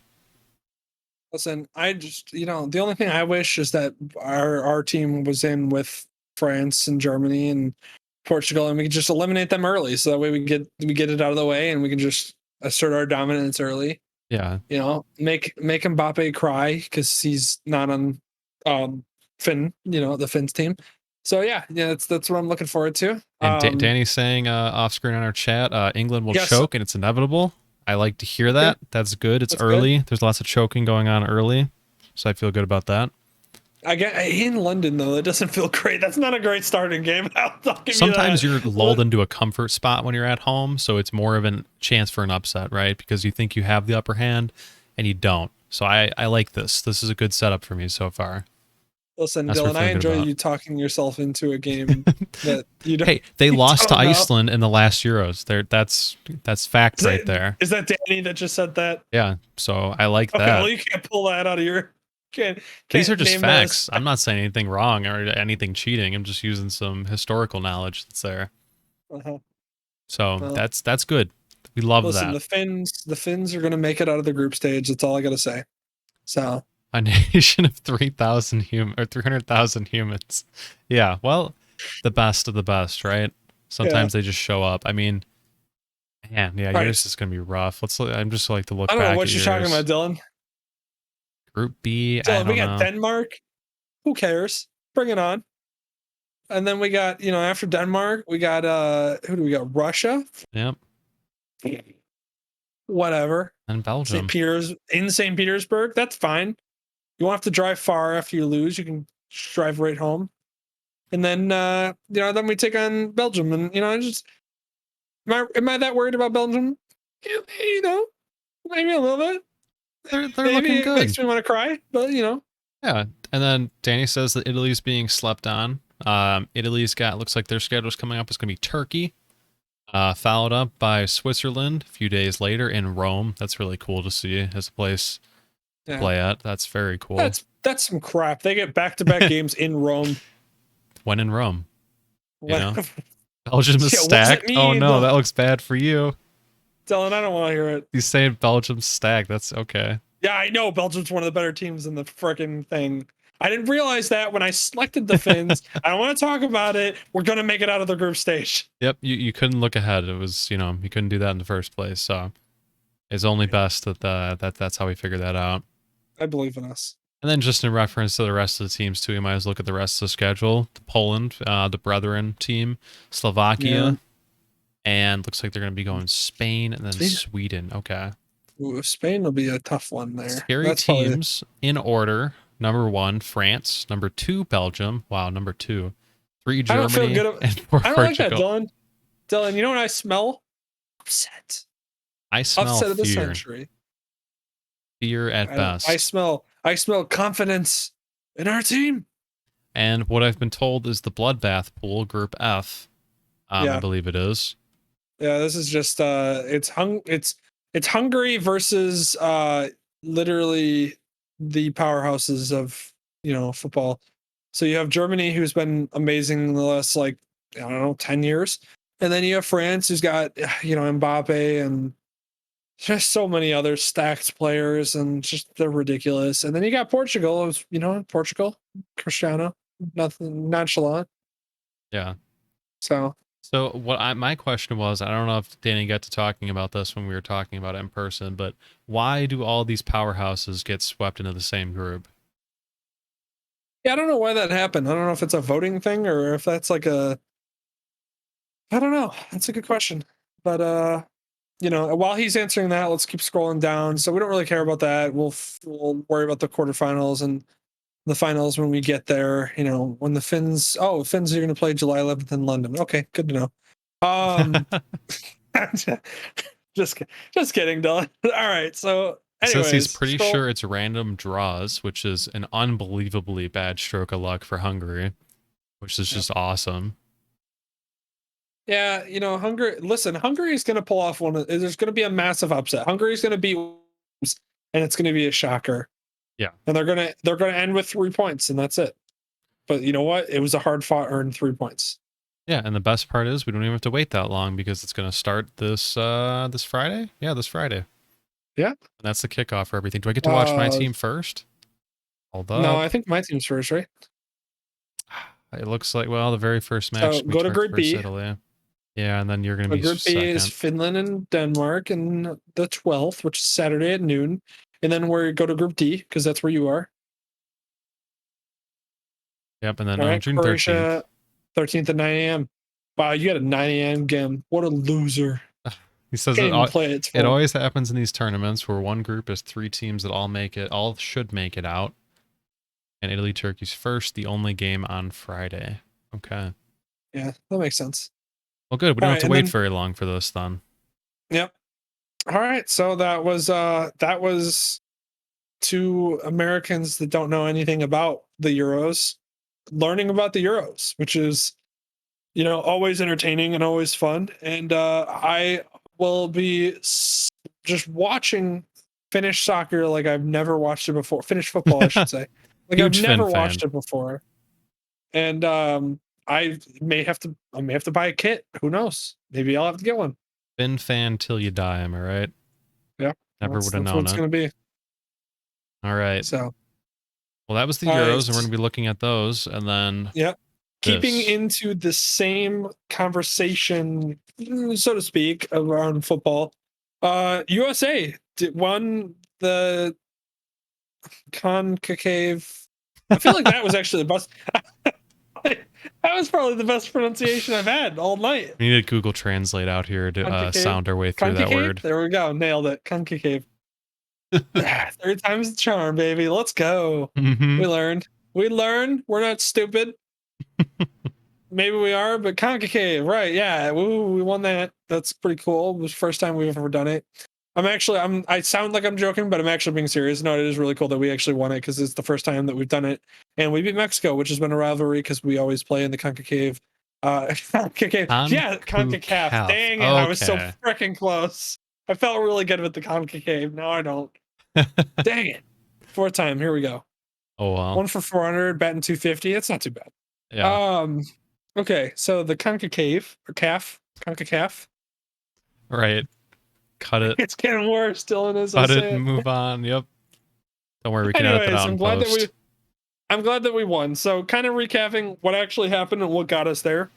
Gio Reyna scored the first equalizer to basically make it 1-1.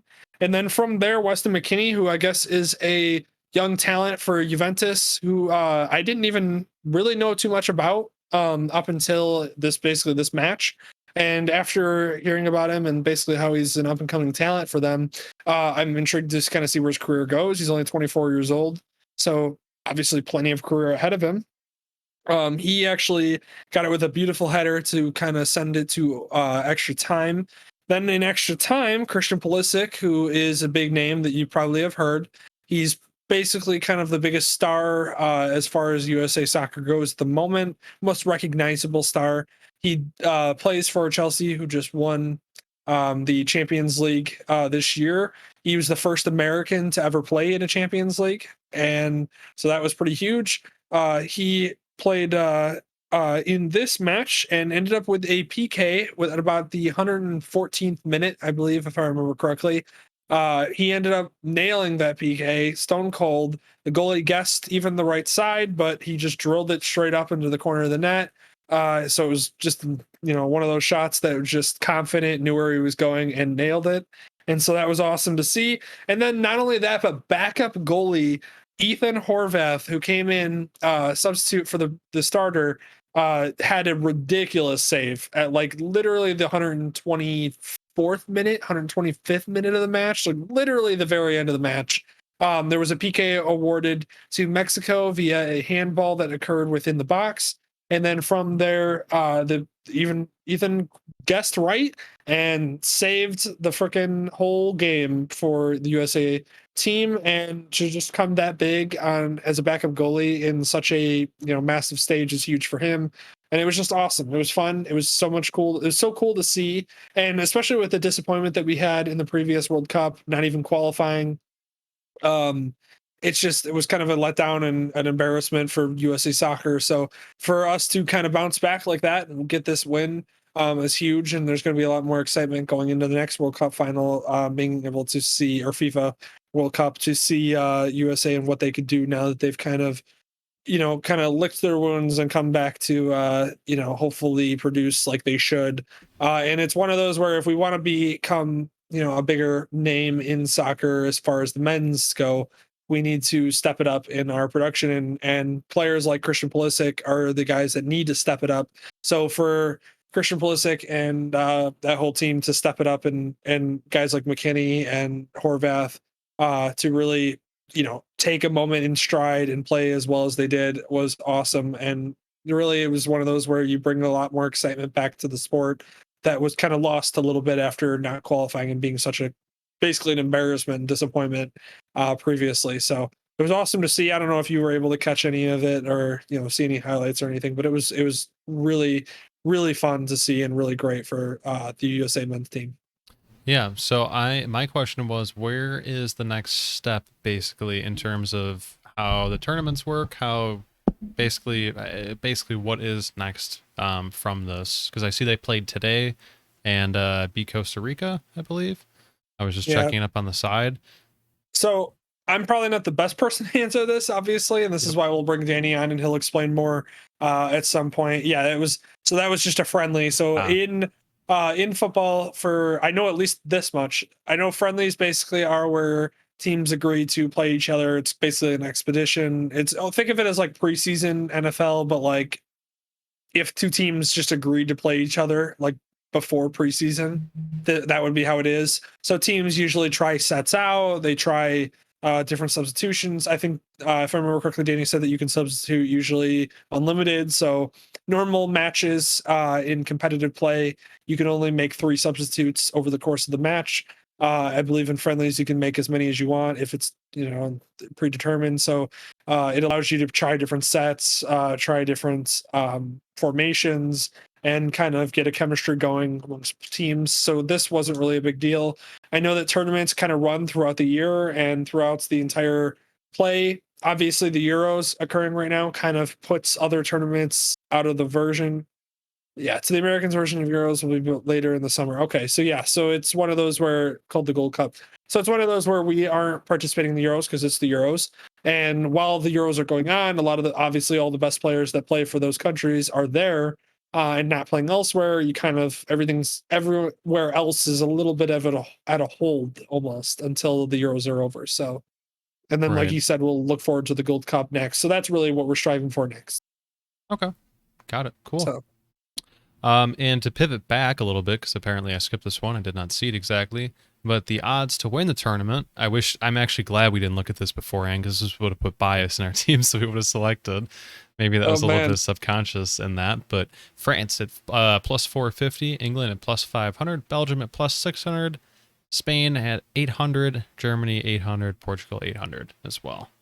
I'm really glad that I picked a team that's in such an easy competition. I mean, we should just take care of all the teams in our group.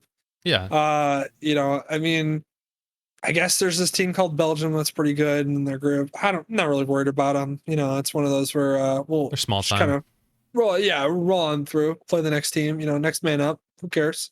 Yeah. But no, for real though, that is kind of scary. And I really straight up did Whoops. not notice Belgium when I actually picked Finland. I was like, yeah, Finland's my team. And then we looked at the group together and I saw Belgium and I just went, well, that was a decision and I now have to live with it. And here we are.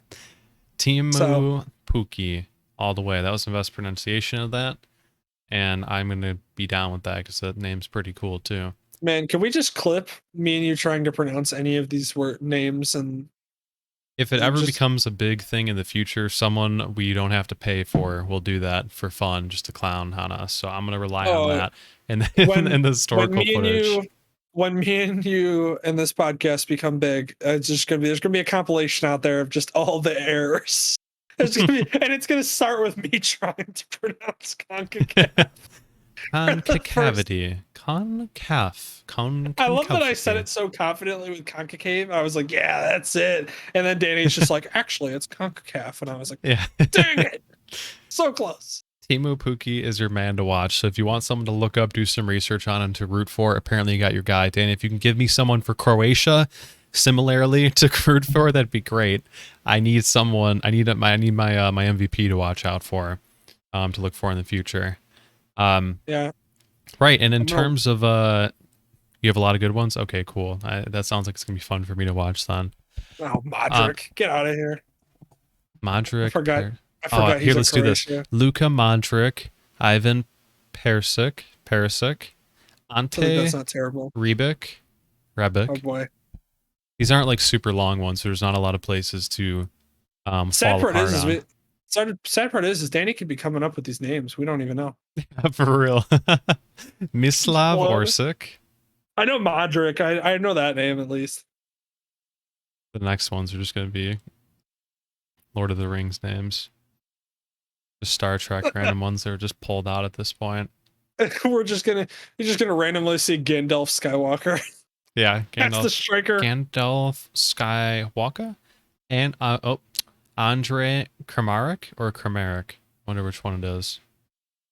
It's probably neither of those. I like that you narrowed it down too. Yeah, it's either that or that. It's definitely one of these for sure. There's no other way I'm wrong about this. Wow, that's great. Look at us Americans, just showing why we're Americans. That's at least 5, so those are really good ones to come off of in the first place. Well, I got all I need is one, so it's all I'm hearing. Yeah, all I'm hearing Croatia's is sleeper is what I'm hearing. Sleeper pick. All right. Okay, in terms of the NBA, we'll do a couple of brief segments here because obviously they're still going on, and it's always fun to clown on the Bucks for being chokers in the playoffs, which is my take and hilarious. God. So Danny, and this is what I'm going to say right here is Giannis needs to learn how to shoot the ball. For the love of God, just learn how to like shoot consistently because it's just not working. Well, I mean, he shot like what he was like 2 for 6, like 12 or something, 2 for 10 or something, and he scored 26 points. Like you can't just dribble down the lane and expect that to be your entire like point total. Just make something happen. Hit your mid-range shot consistently. Do something to help the team other than drive because it's not working and it hasn't worked. And then the best scoring option that anybody trusts to make a shot is Chris Middleton. And listen, Chris Middleton's a good player, but he's not good enough to be the guy that makes, any shot that you need. It's not that shouldn't be how it is. So it's one of those where it's not surprising. Here we are, the Bucks doing what the Bucks always do, which is underperform, and they never can do it in the big stage. They never can compete. And part of the reason why is because I love Giannis. I have his jersey in my closet. I love Giannis. He's a great player. He just does not have the shooting capabilities to carry a team far enough. Like he's like the reason why LeBron was able to carry a team is because LeBron had a mid-range shot before he had a 3-point shot. He had a mid-range shot at least. And then he also could take over a game with his drives and everything. Giannis just can't hit the mid-range enough. So that's guess what? You can hit the mid-range, you become very one-dimensional. And when you're one-dimensional, it's a lot easier to stop you when you start getting further in the playoffs and you start playing teams that, are able to cover that and everything and able to defend against that. And this is what's happened with the Bucks and the Nets. I mean, what do we say about the Nets? The Nets are ridiculous. The Nets are as good as advertised. They're unbelievable. Playing and without Harden still. Yeah, without Harden, which is just absurd. And like I said, that's the whole crazy part about this team is that the one superstar goes down and then you've got two more. So like, who cares? It's one of those where you're just the Nets are going to be there at the very end. They're going to be in the championship. I don't care who goes up against them. The 76ers, which I don't know if we'll talk about them later, but I think we might have something on them. So yeah, we'll talk a little bit later. It doesn't matter. The Nets are going to make it out of the they're going to make it out of the East. And I think the West is way more enjoyable at this point because there's a couple teams that could make it out that we'll talk about.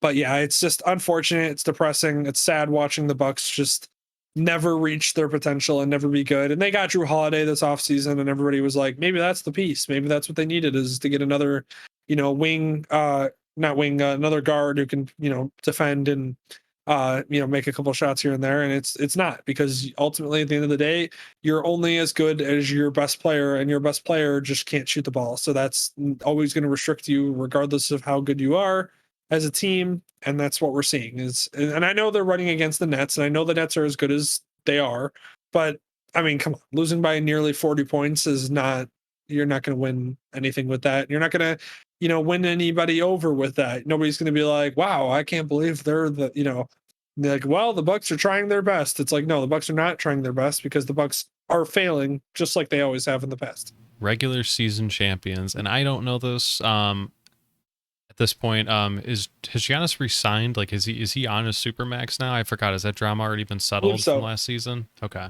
Yeah, I believe he's on his supermax. Okay, so he's signed his soul over to live there now. Okay, I got it. Just wanted to be sure about that part. Yeah, I mean, he's gonna get paid. He's gonna get all the money from the supermax, and he's gonna have a really crazy career with a bunch of. It's a Russell Westbrook part two. Really what it is. It's Russell Westbrook with all the crazy, make a lot of money, a lot of crazy stats, triple double. It's amazing. Whoa, never win a championship. Damian Lillard currently also that part too. Yeah, but Damian Lillard's better than Giannis and Westbrook. Damian Lillard is a superstar who, I mean, they like I said, if I had to pick somebody to make a shot to win a game, like if I needed a 3 to win the game or even just a jump shot, I'm like picking Steph Curry or Damian Lillard right now because those are the two people that are consistently hitting clutch shots. Damian Lillard at times is basically carrying the Trailblazers to be better than they actually are. And that's why, honestly, I heard that the Clippers, which we'll talk about, actually, fun little transition right here. Glad you mentioned Look at this. The Clippers, somebody said that the Clippers basically believe that they'll be able to get Damian Lillard this offseason, or they'll be able to potentially get him this offseason, which would be wild because he would actually go to a team like the Clippers is the place for a player like Damian Lillard to go to because the Clippers desperately need the guy. Like they need a guy. Paul George, I love you, Paul George. He's not a number one. He's not an alpha. He's not going to be the guy that leads your team. Kawhi Leonard, love Kawhi Leonard. Great player. One of the better players in the entire league. Not an alpha. He just isn't. Even when he was on the Raptors, it wasn't really, Lowry was there. They had, people that were voices and leaders of the team. Kawhi Leonard, he's going to show up and he's going to play extremely well. He's going to score. He's going to defend. He's going to play one of the best two-way players, in the league and maybe ever. That's the way he's going to be. He's not a leader. He's not going to ignite the team. He's not going to carry them, put them on their back, nothing like that. And that's what you got is you got two, basically neither of them are alphas. That's why you freaking see Morris in this picture with them, because Morris is more of an alpha than these two. So that's the problem is they just don't have, if Damian Lillard went to this Clippers team, I'm picking them to win the championship. And the reason why is because Damian Lillard immediately becomes the alpha that they need and the guy that can make the shot at the end of the game that they need. Gotcha. Like it's literally like the Nets are a whole different breed because Kyrie's shown that he can make the shot at the end of the game. James Harden's shown that he can make the shot at the end of the game. Kevin Durant's shown that he can make the shot at the end of the game. Whereas you go to the other side, the Clippers, literally nobody has like, yeah, Kawhi Leonard's made the shot at the end of games, but he's not the alpha dominant guy that's going to take over a series, and he never has been. Neither is Paul George. They're both fantastic two-way players in the league. They're not alphas. So if Damian Lillard goes to the Clippers somehow this offseason, if they're able to figure out a way to get him and pull him away from Portland, my God, I would love for that, because that would be immediately. I would want to see the Nets versus the Clippers in the the championship in the finals, and I don't even care literally about any other team. I don't even care about the Bulls at that point. I literally would Yeah. only care about that matchup. No, that So, would be fun for sure. That would be something to look out for. but And that then it brings us to the other NBA series that's going on right now. yeah, so the 76ers evened up the series last game. They actually defended or decided to defend Trae Young. And surprise, surprise, when you're able to defend Trae Young and you're the better team, you end up winning the game. That's how it goes. They are the better team. The 76ers are better than the Atlanta Hawks at this moment. The Atlanta Hawks, don't get me wrong, are a super talented, up and coming, very young team. So they're going to make a lot of noise in the future, but they're not a better team at this moment. So the better team should win out. And that's why I wasn't really surprised that the Hawks shocked them in the first game, because I've seen that plenty of times in the NBA. That's how it always goes. In the first game of the NBA, in a lot of series, teams will shock the other team. I've seen it as a Bulls fan with, the Miami Heat teams back in the day when the Bulls would take game one. Like I remember when Nate Robinson, the Chicago legend, season with us and was literally like a legend in the city because of how great he is. And I love Nate Robinson. He's one of my favorite players, but he won the first playoff game, I believe, if I remember correctly, against the Heat, and everybody was like, "Wow, the Bulls might actually be a thing." And then I think we lost that series 5-1, so or 4-1. So Yeah. it's one of those where I'm not surprised that Atlanta pulled the first game out. They're going to win a second game for sure. I think the 76ers are going to win the series 4-2 and 6. So I'm not surprised if, the Atlanta Hawks figure out to win one of the next couple games here. But I do think the 76ers are going to win the series in 6. And because they're the better team. And I think that once they started caring about actually guarding Trae Young well, that's when the whole tide changed. And that's why they were able to perform last game. And yeah, Joel Embiid obviously scoring 40 points doesn't hurt you.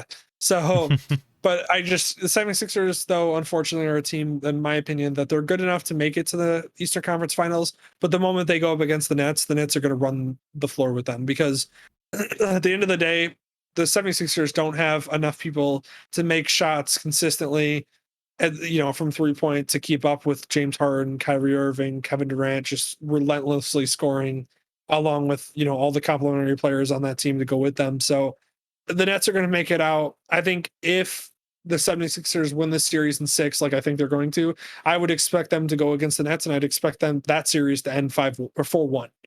I would expect it to go 5 games. 76ers pull 1 game out, maybe at home, and then the Nets basically wipe the floor with them the rest of the 4. So that's what I would expect, and then I expect the Nets to be in the finals. Gotcha. So Okay. And also on the side, going back, Hydrodeki, I believe, is a Finland goalie. But guess what? Croatia lost to France in the World Cup final, apparently. So I unknowingly picked a decent team, maybe not a dark horse, but a decent team. So that's Dylan, cool. I cannot wait for Croatia to not win a single game and Finland to just somehow Finland's going to beat Belgium and it's going to shock the world. I'm ready for it and I can't wait. We'll see. We'll see. We'll see. It's all up to what happens, in the tournament. Yeah. How it goes. So. And all right, Jokic. Over to Jokic. Jokic, by the way. Jokic. Okay. There we go. I'm Get sorry. the You're right. You're so good down. at pronouncing things. Dylan, we have to at least get this right. We have to at least get this right because we butchered the rest of the night. Okay. So Jokic wins the MVP. No surprise, considering if you pay attention to our channel or you watch our videos, we had literally this video where I said Jokic is going to be the MVP of the league. And that's not like a hot take. Like, I'm not like blowing you away with a shocking take, but I was like, listen, Jokic is going to be the MVP. That's the way it is. And guess what? He's the MVP. The crazy part about it, though, bunch of things came out of this that I thought was wild as far as this like stats go and like fun little facts. So Jokic is the lowest pick ever to win the MVP at number 41. He's the only second round pick to win the MVP trophy as well. Oh. He's also the first Denver Nugget to win the MVP trophy, so the first of his team. He's also the sixth foreign-born player to win. The other 5 to win that are foreign-born were Tim Duncan, who I believe is from the Virgin Islands, Steve Nash from Canada, Dirk Nowitzki. I believe Dirk is from Germany, if I remember correctly. And then I believe Olajuwon. Oh, that's I can't remember where Olajuwon's from. So and that's what 5, right? Missing. Who am I missing? Who's the other one? I'm Oh, not sure. off the top of my head, can't remember. But anyways, yeah. So he's the sixth foreign-born player to win. He's also the first center to win the MVP trophy since Shaq in the year 2000. So 21 years since the center has won it. Centers slowly have been they were almost phased out almost completely in the MVP or in the whole league for a while there with the Warriors. I mean, the Warriors were running sets with Draymond Green at center, and he was literally 6'7". So for the fact that a 7-foot center who's so integral in the entire system that they run at Denver, I mean, so another crazy fact, he led the league in touches/passes for his team. So in the entire league, he's the one that touches the ball the most or passed the ball the most. So basically the offense ran through him and his team shot 52% on passes from him. So Wow. not only did he run the offense through him, but he ran it successfully through him. And that's why the Denver Nuggets are as good as they are right now. And they have a lot of young talent too going forward. So, and then also, by the way, little shout out, the man who drafted Jokic and saw the talent in Jokic runs the Chicago Bulls now. So, there's that. Just throwing it out there as the hope. So just crazy. And then another fact that I thought was wild too, Jokic played all 72 games this year. Because the season was only 72 games. He played and started all 72 games. The last MVP winner to play all of the games in the season that they won the MVP trophy was 2007-2008 Kobe, which is no surprise there. And then But I'm guessing you're going to go into the next thing with Kobe. the next thing with Kobe. Oh, so I believe the last challenge or one of the last challenges that Kobe gave to Jokic was to win MVP, and he did. Ooh, look at that. So So, yeah, I pay awesome. attention to Well, some things in the background. There you go, Dylan. Learn something every day. Teaching me. So so it's awesome to see him win it. It's awesome to see a center win it. It's awesome to see a foreign-born player win it because it does a lot for the sport worldwide and internationally. It's also great to see a guy who's just a good all-around player, and it's not the flashy pick, but it's the pick that was most deserving, and it's not surprising that he won. And honestly, his team, part of the reason why they're where they are is because of him. So it's great to see that.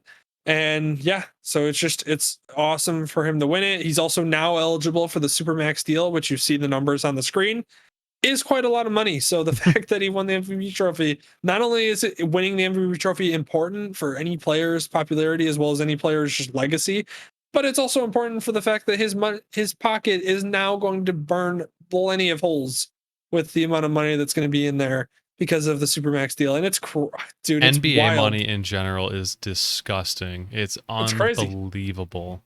I can't believe that. I mean, it's wild because they're like the second most popular sport in the entire world. So I mean, there's that. But it's also like the concentration of talent and everything. You don't have that many players to actually like give the bills to, as opposed to like an NFL team. But my God, that's an insane amount of money to allocate to one person. Obviously, that person is MVP and they're worthy of it. Yada yada yada. But wow, it's crazy. It's just crazy. Yeah. 241 million over 5 years. And the other thing too, by the way, that Guaranteed, you probably right? Guaranteed. Huh? Fully guaranteed, right? NBA contract? I believe NBA contracts are fully guaranteed. So wow. It's absurd. Yeah, it's great. The NBA knows how to do this. The NBA CBAs usually they know how to do their contracts and money and everything, and it's fantastic. Which actually, by the way, I didn't know if you know this, and I don't know if other people that are listening pay attention to basketball enough to know this too. Do you know why the Supermax deal was actually created? No. So the Supermax deal was actually created in order to keep players in their home or their home team or their original Okay. team. Yeah. And the reason why is because if you decide to sign with a different team, the max contract that you can sign, it's a lot lower than the supermax deal or even just the max deal you could sign as your own, and you can only sign 4 years. Whereas if you go with your own team, the one that you're currently on, and re-sign, you can sign up to 5 years then, so you get an extra year on the end of your contract, which again, of course, is more guaranteed money, and you get larger deals like this right here, where you get the supermax deal now eligible because of the MVP trophy. So the NBA basically developed that in order to kind of limit player or try to deter player mobility, considering it was kind of getting a little wild there for a bit where literally everybody was just going wherever they wanted, and Yeah. forming super teams. And it's you kind of get it a little bit with the Nets, but those were all unrestricted free agents that were able to sign, so it's okay. Well, in trades too, so that's okay. That's understandable the way that those super teams were formed. But that's what they tried to do with the supermax deal, is basically keep players in their original teams, so that way small market teams have an ability to keep big name players and keep the money flowing. Yeah. Just So give them a chance at that point. You got to compete with sponsorships. You got to compete with, I mean, well, sponsorships literally out to just living in the city itself, income tax deals across different states. I mean, there's so much stuff that goes into it that makes sense that they tried to at least address it. So that's yeah, a good thing to see. and because the show is the show, we go to transition from talking up Jokic and how great he is to then showing him in this graphic. That's the head of a mountain that the Suns are just destroying right now, because the Suns just won. For anybody that doesn't know, live, the game just finished a little bit ago. The Suns blew out the Nuggets in game 2 and are now up 2-0 in the series. And I'm not surprised the Suns are doing this, because to me, the Suns have kind of felt like a magical team. And what I mean by magical is, if you're a sports fan and you pay attention enough to kind of, you watch teams, there's a weird magical feeling that you kind of get with teams. And with the Suns, I kind of have that. And what I mean by magical is usually those teams that you have this magical feeling about are teams that are like, yeah, there's just something about them. Like they're succeeding. They're covered in the media a lot, but they're also succeeding at a higher rate than maybe they would have thought. And so it's those teams that are just having a magical year where things are going their way, calls are going their way, balls are rolling their way, just everything. And then the Suns, to me, feel like that team right now. So I wouldn't be surprised if the Suns are the team that make it out of the West. There's a lot of good teams in the West, and I wouldn't still, be surprised if they didn't make it, but I do think that they're going to be. So if I had to pick today, I think the Suns are going to play the Nets in the finals, and I think the Nets win. Probably in 5. I think it's going to be a pretty ridiculous finals, where I think the Nets are going to be pretty one-sided, because I think the Nets are just unstoppable at this point, and I don't think that the Suns are going to be able to. But I do like that the Suns are actually, I mean, the Suns went from, having the number 1 overall pick again because of how bad they were, to suddenly end up, being as good as they are. And they did need point guard help. That was the big thing. They had Ricky Rubio. He just didn't do it for them. They end up signing Chris Paul, who's been healthy this year and playing really well this year, and that's been huge for them. And speaking of money, Chris Paul is about to get his. He's expected to turn down his $44 million player option in order to sign a 3-year, $110 million contract. So, That's crazy too, because I he's thought 34 years old. I know. I thought at this time, what is it? I mean, like before the season last year, whatever you want to call it, I thought the consensus was Chris Paul was often injured on his way out, like down and out, like he's going to lock into that contract because that's going to be, a steal in the bag for him. But now that he's exiting that contract and looking to re-sign for more and leading like a surging Suns team, that's quite a big of a turnaround. So Well, good for him. it's because he couldn't stay healthy is really what it was. Is he just couldn't stay healthy. We all knew he was a great point guard. He's one of the best of all time, and he's one of the best players of all time to never win a championship, kind of thing. So you always knew that he was good. It's just he never could stay healthy enough to produce well enough to earn the contract that he was being paid. So that's why teams were like, I don't really want to give him that contract. Suns took a chance on him because they desperately needed a point guard, and it was one of those where really they just needed a veteran point guard to come in, play well, but also distribute the ball and kind of build that offense up. That was kind of young. And it's, Devin Booker is 23 years old, I think, or 22 years old. DeAndre Ayton's only like 19, 20 years old. So like team's super young. They needed a veteran point guard to come in and run the offense well and also produce at a high level. And they got that in Chris Paul, who might have been injury prone, but this year he's found a way to stay pretty healthy and the team's doing amazing. And like I said, they feel like a magical team this year where I really can see them making it out of the West. So Yeah. Okay, and into something that I was also following very closely as well, NFL news. And the biggest NFL story, well, at least at the time when we wrote the plan for this, was Julio Jones being traded to the Titans for a second-round pick and smaller picks, I think including a fourth-round pick. And I'm not sure if there's anything else in addition to that, but basically a little bit more than Mohamed Sanu was traded for less than 2 years ago now. So put which that in is just perspective. yeah, and people were like, oh, a second round pick is pretty good still, and a fourth round pick, that's two picks. And I'm like, listen, this is Julio Jones. If Julio Jones is able to play like Julio Jones, this is worth every single pick in the entire draft, basically. And I will say, there's a couple things. So one, the amount that they had to get for him, not that crazy. I'm totally okay with it. I think that again, people need to realize it's Julio frickin' Jones. He's a game changer. Because people don't realize that like your run game was ridiculous and AJ Brown was ridiculous, but now you have AJ Brown like AJ Brown had to play against the best corner of the other team. Now he doesn't. So now he's not like and Julio now has to play against the best corner. And now as a defense, who do you double team? Do you double team AJ Brown? Do you double team Julio Jones? I don't know. Because then the other problem is you also have a guy who's literally larger than your middle linebacker who can run you over. So like the question is, who do you go to? And like it's always like if you have a really good run game, it opens up things for your passing game. Well, that was the case last year with a team that didn't have Julio. And now it's the case with a team that has Julio Jones. So Yeah. like the fact that they're going to be able to open up a lot with Julio, and because he's such a deep threat, even if he's not getting the ball and he's not the primary target on a play and he's the decoy, you have to respect his catchability and his deep, and everything enough that it's going to pull defenders and it's going to pull a safety away. And guess what? That safety's 30, 40 yards down the field. He's not worried about AJ Brown coming underneath for a catch, or he's not worried about Derrick Henry running up the field. Safety's having to come up and finish that tackle on Derrick Henry. Well, that's not the case anymore because the safety's gone. So, it's one of those where this just opens up so much more for an offense that was already very good. Now, I will say the question then comes, well, teams don't do this unless they are trying to win a title. Are the Titans title contenders? I say yes, but with a catch. I think the catch is that your defense needs to show up. Yep. They did get, they did upgrade in pass rush. I think they signed Bud Dupree this offseason, which does help their pass rush, and they needed pass rush help. That was like they had none last year, which is why they weren't as good as they could have been. They also need consistent corner play because they haven't had that in the last few years. They thought Malcolm Butler could be that, and they gave him a massive contract, and he wasn't. So that's another thing that needs to, become a consistency that will help them win a title. So their defense has a lot of questions.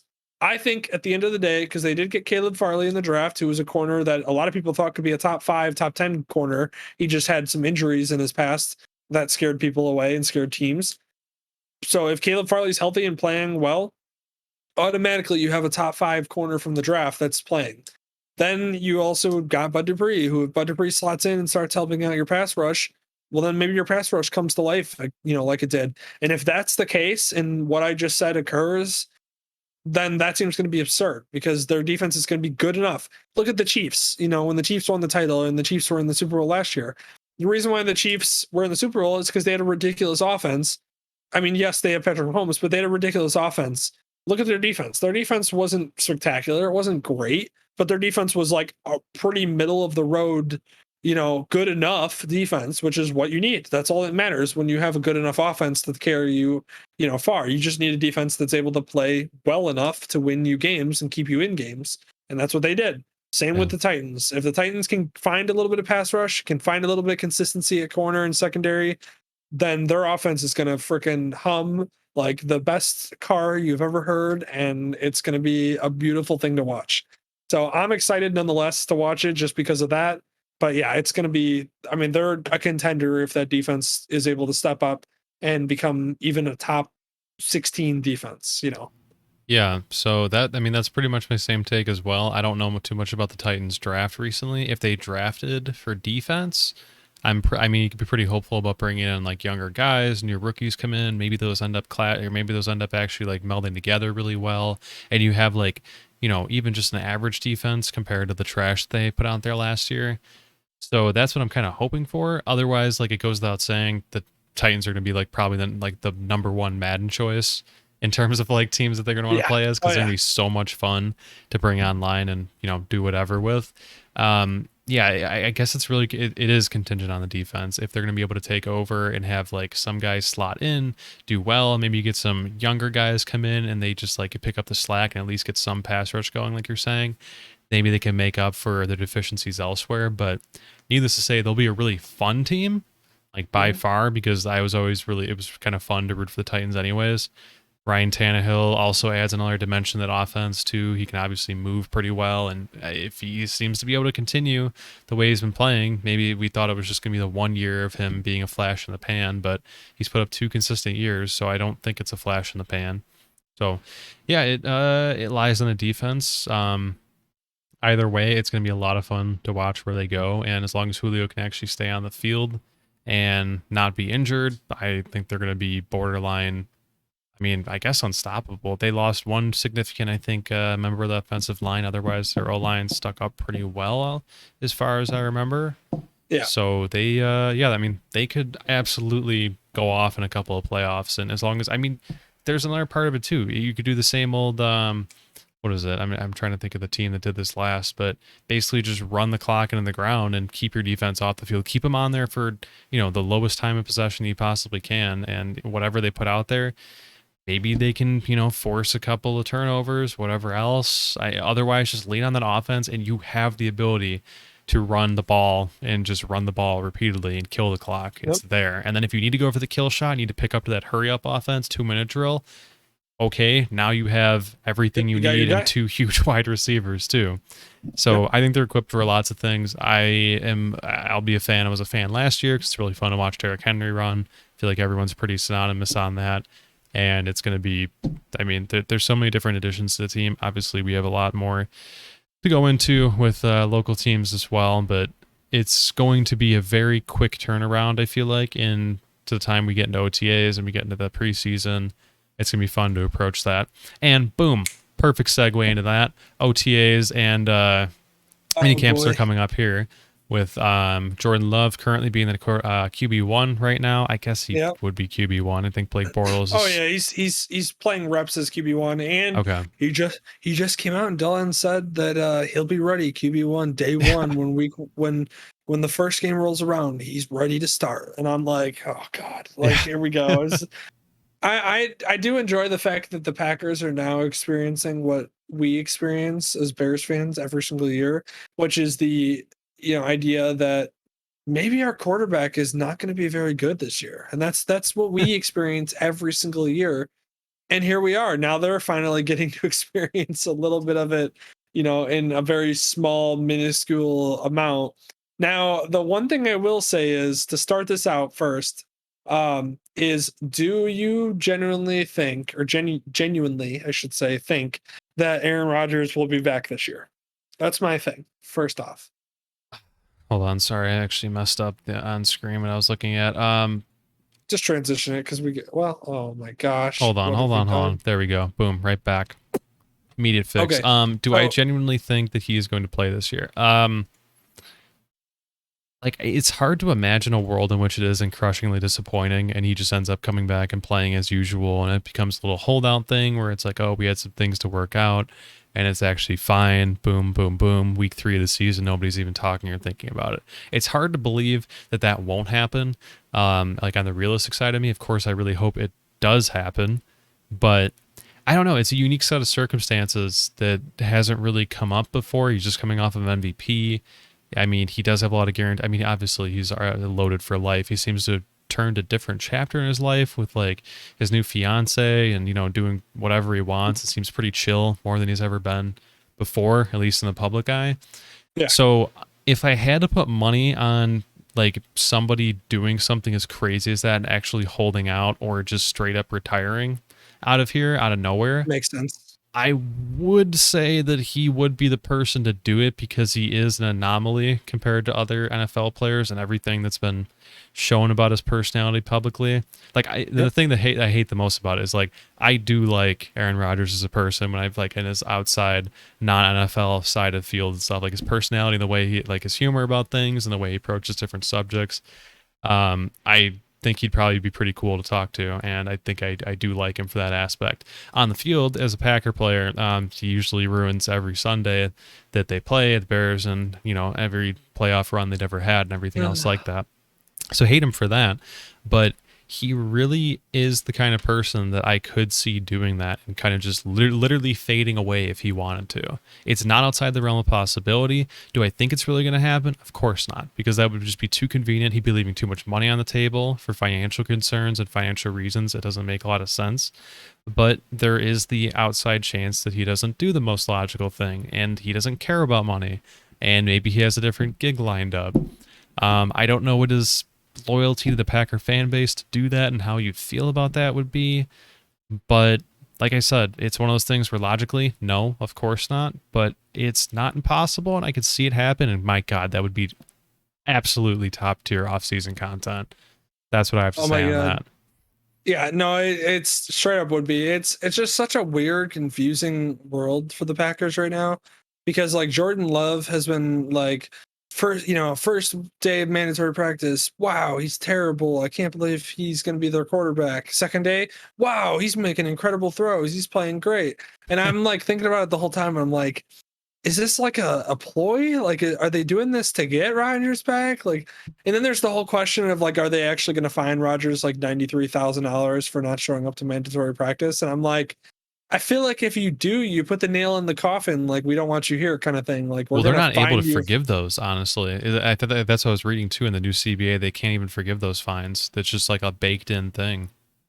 Yeah, but the thing is like they could put in like his contract, like a, hey, here's an extra whatever for like the fine that we took care of you. Like That's if they did true. restructure a new contract.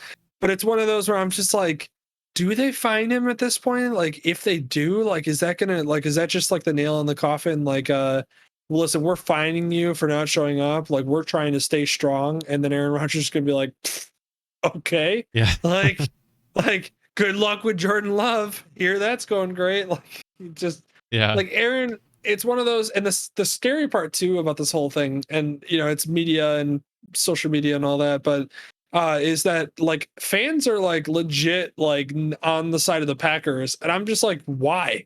It's like, have you not watched for like literally this man's entire career as they tried every year to piss him off as hard as like as much as they can? Like, did you not watch them draft his replacement after you guys lost the game that was the NFC freaking championship? You lost the NFC championship to go to the Super Bowl, and the next year your team went, yeah, we really couldn't stop the run. There's a couple different ways we could go. Maybe we get a weapon for Rodgers. And then Gunther and whatever his name is, the freaking coach LaFleur was like, you know what? We're gonna draft his replacement. That's what we need. That's what's going to win us that game. We would have won that San Francisco 49ers game if we had Jordan Love back there sitting on the bench cheering everybody on. Like, this is like, it's just like, are we surprised at this point that Aaron Rodgers is this pissed off at the team? And like, I saw a thing that was like, oh, he's not mad at the people. He just wants a say in like what the organization does. And it's like, yeah, he wants a say in what the organization does so that he can call them up and go, yeah, Gutekunst, what in the actual hell are you thinking about when you make this freaking decision? Like, it's just so stupid. Like like I said, they were literally a one singular game. They couldn't stop the run and they lost, and they would have made it to the Super Bowl. And what do they do the next year? Oh, they draft his replacement and trade up to draft him. And then what do they do? Then you're like, okay, well, maybe they did that in the first round. Well, maybe they'll help out in the second and third rounds. No, in the second round, they're going to draft a backup running back. Okay, but we still have the third round.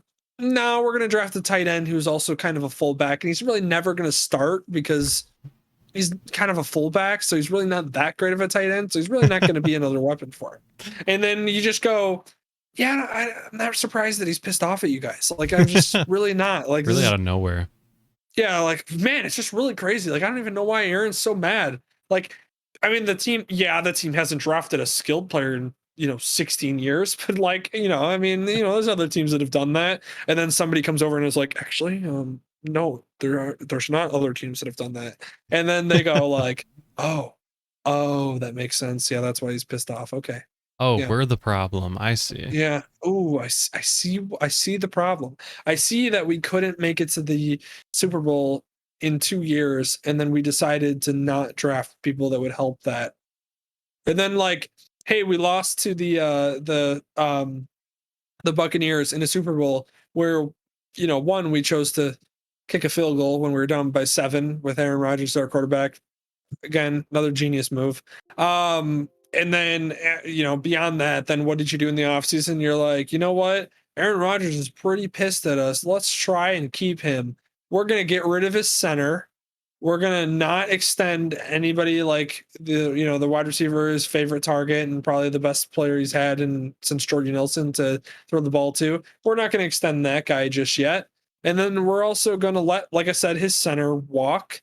We're also, what else do we oh, you know what? Kevin King was kind of annoying. We should re-sign him, and then we should draft a corner in the first round to replace Kevin King. But he's not going to replace Kevin King because Kevin King's still on the roster and they're going to have a competition. Genius. What a great offseason. Yeah, hell yeah. That's some like that's some like Jets, Jaguars, Texans offseason type plans. And this is like, you can't do that when you have Aaron Rodgers. He literally just won the MVP, and we're talking about a guy who's so pissed off at the organization that he doesn't want to show up to the mandatory practices after winning the MVP trophy last year. Yeah. My God. Like, and people are like, I don't know why Aaron Rodgers is so pissed. Like, Yeah. what? He's just making himself look so bad. He should just show up. And it's like, okay, like, what? Like, he hasn't shown up for 16 years for you? Like, I'm sorry, but most teams don't go from Hall of Fame quarterback to another Hall of Fame quarterback. Yeah. So maybe don't piss off the one that you have right now. Yeah. Like, have fun with Jordan Love for the next 3 years before his contract's up, and then he's out of the league because he's not great. Yeah, that's what's up, Craig? He was saying Jordan loved clicking good, dropping dimes and OTAs. Sir, that was a 5-yard pass. Yeah, honestly, from Yeah, that one pass, literally, he's referencing this tweet that somebody put that was like, Jordan loves dropping dimes, and then literally throws a 5-yard Texas route from the running back, and you're like, great. Like, wow, what a dime. Like, I'm pretty sure I could have thrown that. Like, yeah. it's so stupid. It's so dumb. And then this reporter, what is his name? I can't remember. I have it written down.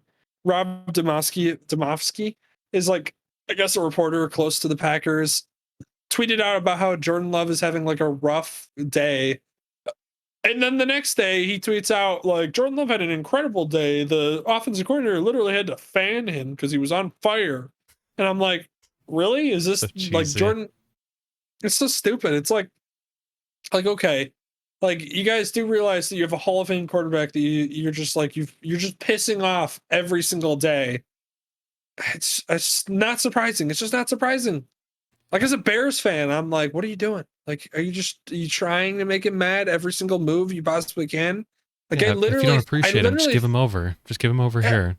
Like, I think the Packers organization, like, on their whiteboards in every office, just has a thing that says, all right, brainstorm what are ideas that we can do to piss him off this year. And then that's what they do. And then they execute those ideas. And then we get to, as Bear fans, we go, wow, I can't believe they're just going to continue to piss off that guy that beats us every single year. Like, just so stupid. It's just so dumb. It's so annoying, especially because I'm a fan of a team that hasn't had a Hall of Fame quarterback since Sid Luckman. And, it's one of those where I'm just like, listen, we got Justin Fields. Shout out to Justin Fields jersey. And I'm literally could not be the happiest in my life because Justin Fields is literally the most talented quarterback we've ever had in our entire organization. And then we have to constantly watch a team just piss off their second Hall of Fame quarterback back to back. And boom, that was a perfect transition to what we were talking about here, because it wouldn't be a podcast without recouping and going over some of the Bears practice, OTA, mini Yeah. camp, whatever it is now. Finish up with Anyways, some of this. yeah, just a little bit of brief, just a little tiny segment to throw up on So the YouTube there. yeah, the one thing I will say, which is funny because is I've heard a lot about how like all of the coaches are like just surprised by how well Justin Fields is performing, and I'm like, yeah, that's because you guys have had to watch Mitch Trubisky for 4 straight years play terribly, and so like when you actually get a good talented quarterback in, you go, wow, he can complete that pass. Quarterback or do quarterbacks make that pass? And you go, yes, that's what quarterbacks do, and you go, wow, can't believe that. Yeah. And it's like, yeah, that's what happens when you get a good quarterback that actually has the talent and ability to complete throws on an NFL level. That's what happens. So And so in terms of completing throws on the NFL level, this was a picture of Darnell Mooney when he was asked in a press conference about Justin Fields and how his performance had gone and the deep ball. And the quote that goes along with it was, "It's a deep ball, man. He knows where he wants to put it, and it's very accurate. Great player, great person as well," which is such a funny anecdote to put on the end because of how many people are drooling over him right now. That's because Darnell Mooney was so good last year, and that doesn't even hold the fact that like he literally got overthrown on every deep ball he tried to run. Like the amount of deep balls that there's videos on the internet on YouTube of just compilations of Darnell Mooney just outrunning or outskill the defender, and then he's wide open 40 yards down the field, and the ball's like underthrown or overthrown or just I don't know, not even in the frame because who knows where they were throwing the ball. So like it's absurd. This is what happens. Like I said, this is what happens when everybody finally gets a quarterback that can play very well. One of my favorites is a guy. Oh, of course now I'm not gonna be able to think of his name. From NBC Sports, they just let him go, which was rough because I loved that podcast when he was on there. But he basically had a tweet that was like, so in practice today, one quarterback for the Bears was really good, one quarterback was really bad. In unrelated news, Justin Fields has a cannon. And I was like, yeah, it's like that's pretty much what it is. It's pretty much that Justin Fields is every bit the talent and great quarterback that we know he can be, and we'll absolutely can't wait to watch. It's just funny that like literally every player is like, oh, this is what it means to have a quarterback. I cannot the person I'm most excited for is Allen Robinson, because I'm excited for Allen Robinson to not have any more to catch the ball from Blake Bortles or Trubisky, which are the two quarterbacks that throw him the ball the most, which is sad. Yeah. And I talk about guys that are underappreciated and underrated. It's freaking Allen Robinson, who literally has put up number one receiver Pro Bowl level numbers every year with, like I said, the majority of his receptions coming from Blake Bortles and Mitch Trubisky. And where are both of those players? Oh, they're backups for random teams because who cares? And just to put off another quote on the side of things I've never heard when Trubisky was in practice was from Bears running back Damian Williams, another underrated addition, hopefully. He threw a ball in cover 2 coverage. There's a little hole shot that you have to get into, back shoulder. It was beautiful. And that was also from Justin Fields. And I've never heard that before. I've never heard all the coverages called out in actually precise throws that were thrown to actually break through that coverage. So that's great to hear too. Yeah, God, there's so many of these. There's so many. It's so funny to watch because it's just we've been so starved as an organization, a city, a media for a quarterback that can perform at a normal NFL level. And the fact that we even have a quarterback making NFL throws is just blowing everybody's minds because we just haven't seen it. It's literally been years and years and years. The last time I saw NFL throws be made was Jay Cutler. And, it's like, I don't even blame, again, as a Bears fan, I don't even blame Jay Cutler for the time he spent here. The only problem Jay Cutler had was that he was too cocky. But the rest of it, I mean, he was literally getting sacked all the time, had nobody to throw to. And we were just like, all right, Jay, go out there and get killed and try to make something happen to win a game. And Jay, of course, went out and did his best. And I honestly was like sad to watch because I felt bad for him for most of the time. So the fact that we have a quarterback who's playing consistently well in practice and showing what an NFL quarterback should look like is great. And that alone gives me hope for the season. So It would be wrong to go without saying. In 7-on-7s, Andy Dalton got picked off 3 times today. Now, is that something that really is super important? No, doesn't have to be, but it's just kind of fun to juxtaposition it to what yeah, but Justin Fields is doing. Yeah, but it's also an indicator of like it's so one, you don't want to get overreacting because he's learning the offense just like Justin Fields. It's not an offense he's familiar with. He's never ran this offense before, so he's learning and is almost like a rookie, just like Justin Fields. So the fact that he threw 3 picks, yes, that's a little scary because I mean 3 picks is not great for any practice or situation, but you also have to understand too fully that um it's it's early and they're learning the playbook and it's not the end of the world. So Yeah. but I do think it's hilarious that Justin Fields is basically the quarterback and professional that we all thought, we could get out of every quarterback we've ever had. And so we're all shocked by a quarterback that can just make normal throws. And in terms of that, let's see some of those throws because I think we actually have some footage that maybe won't even get DMCA that's on here, just some OTA passes. Yeah. And I think this is probably going to be, if not the last thing that we're going to end on. So we had an extra this is long gonna be where edition. we end. We got to on a get to good bed. note. Yeah, something to look forward to the future. So let's take a look at a couple of these passes and just get used to hopefully seeing more of these in the next podcast and in the future as well. I think this covers all the frame and everything. God, that's so beautiful. I mean, even that throw was great. I just look the just the accuracy, the actual touch, the ball getting there right where it should be. It's just nice to watch. Nice to watch for the first time. And who knows how these long. ones are widescreen, but yeah, you could see some of these. You could see most of the throws from here. Look at that throw. Boop. Little dart. Yep. There's a couple of these nice. that are pointed out too. Khalil Herbert, Dalton, and Justin Fields 1-on-1 there. Mm-hmm. Damn, how much of this video is in widescreen?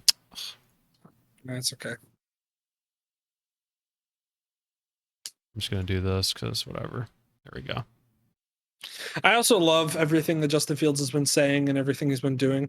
Like the mentality that he has and everything he's just saying is just what you want. It's what you want out of your quarterback. Just everything. His quote that he came out and said that if you're not trying to win a starting job, then why are you here? Like that's fantastic. That's what I want out of my look at these. That's what I want out of my quarterback. Things like that, things like him just, basically being a leader and talking and everything like that.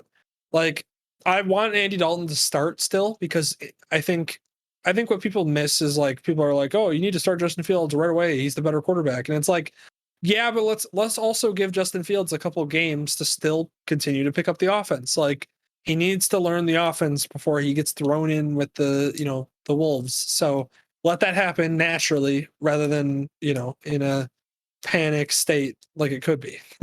Yeah. My God, look at some of the touch on these. I love it.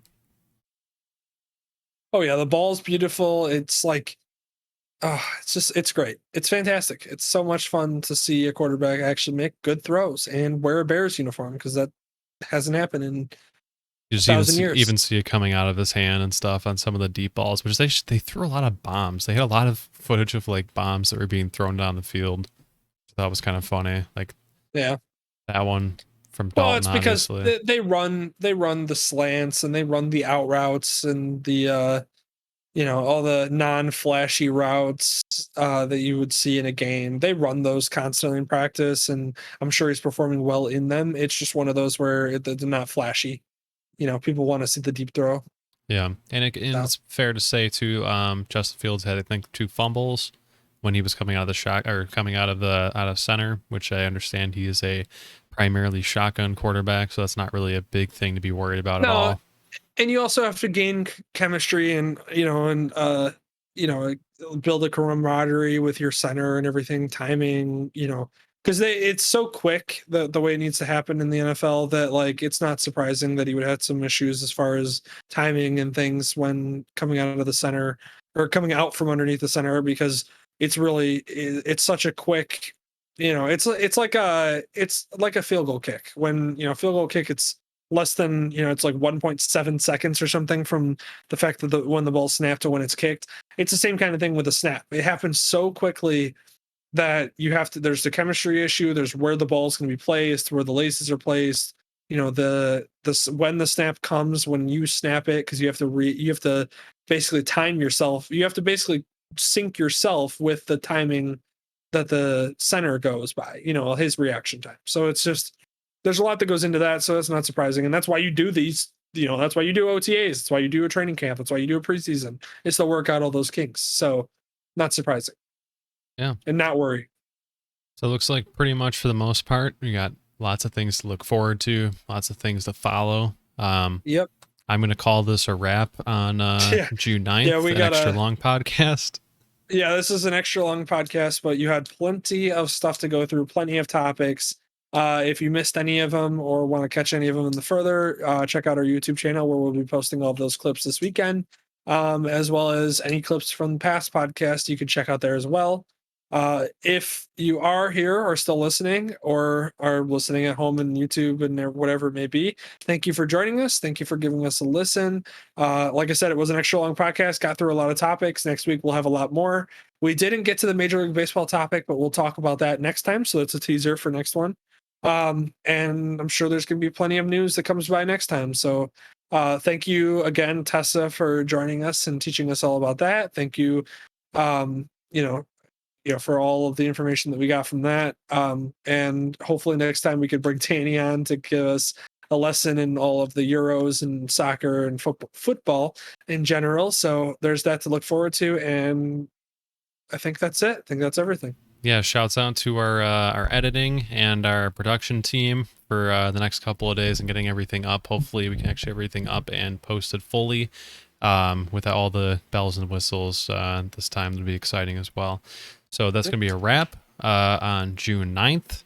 Probably our most in-depth podcast in a while, and lots of meat to go through and lots of things upcoming to go with in the future. So that's going to be a wrap, and I think almost 3 hours, just short of 3 hours. Yep. So good night. Take care. Good night, everybody. Good night, everyone.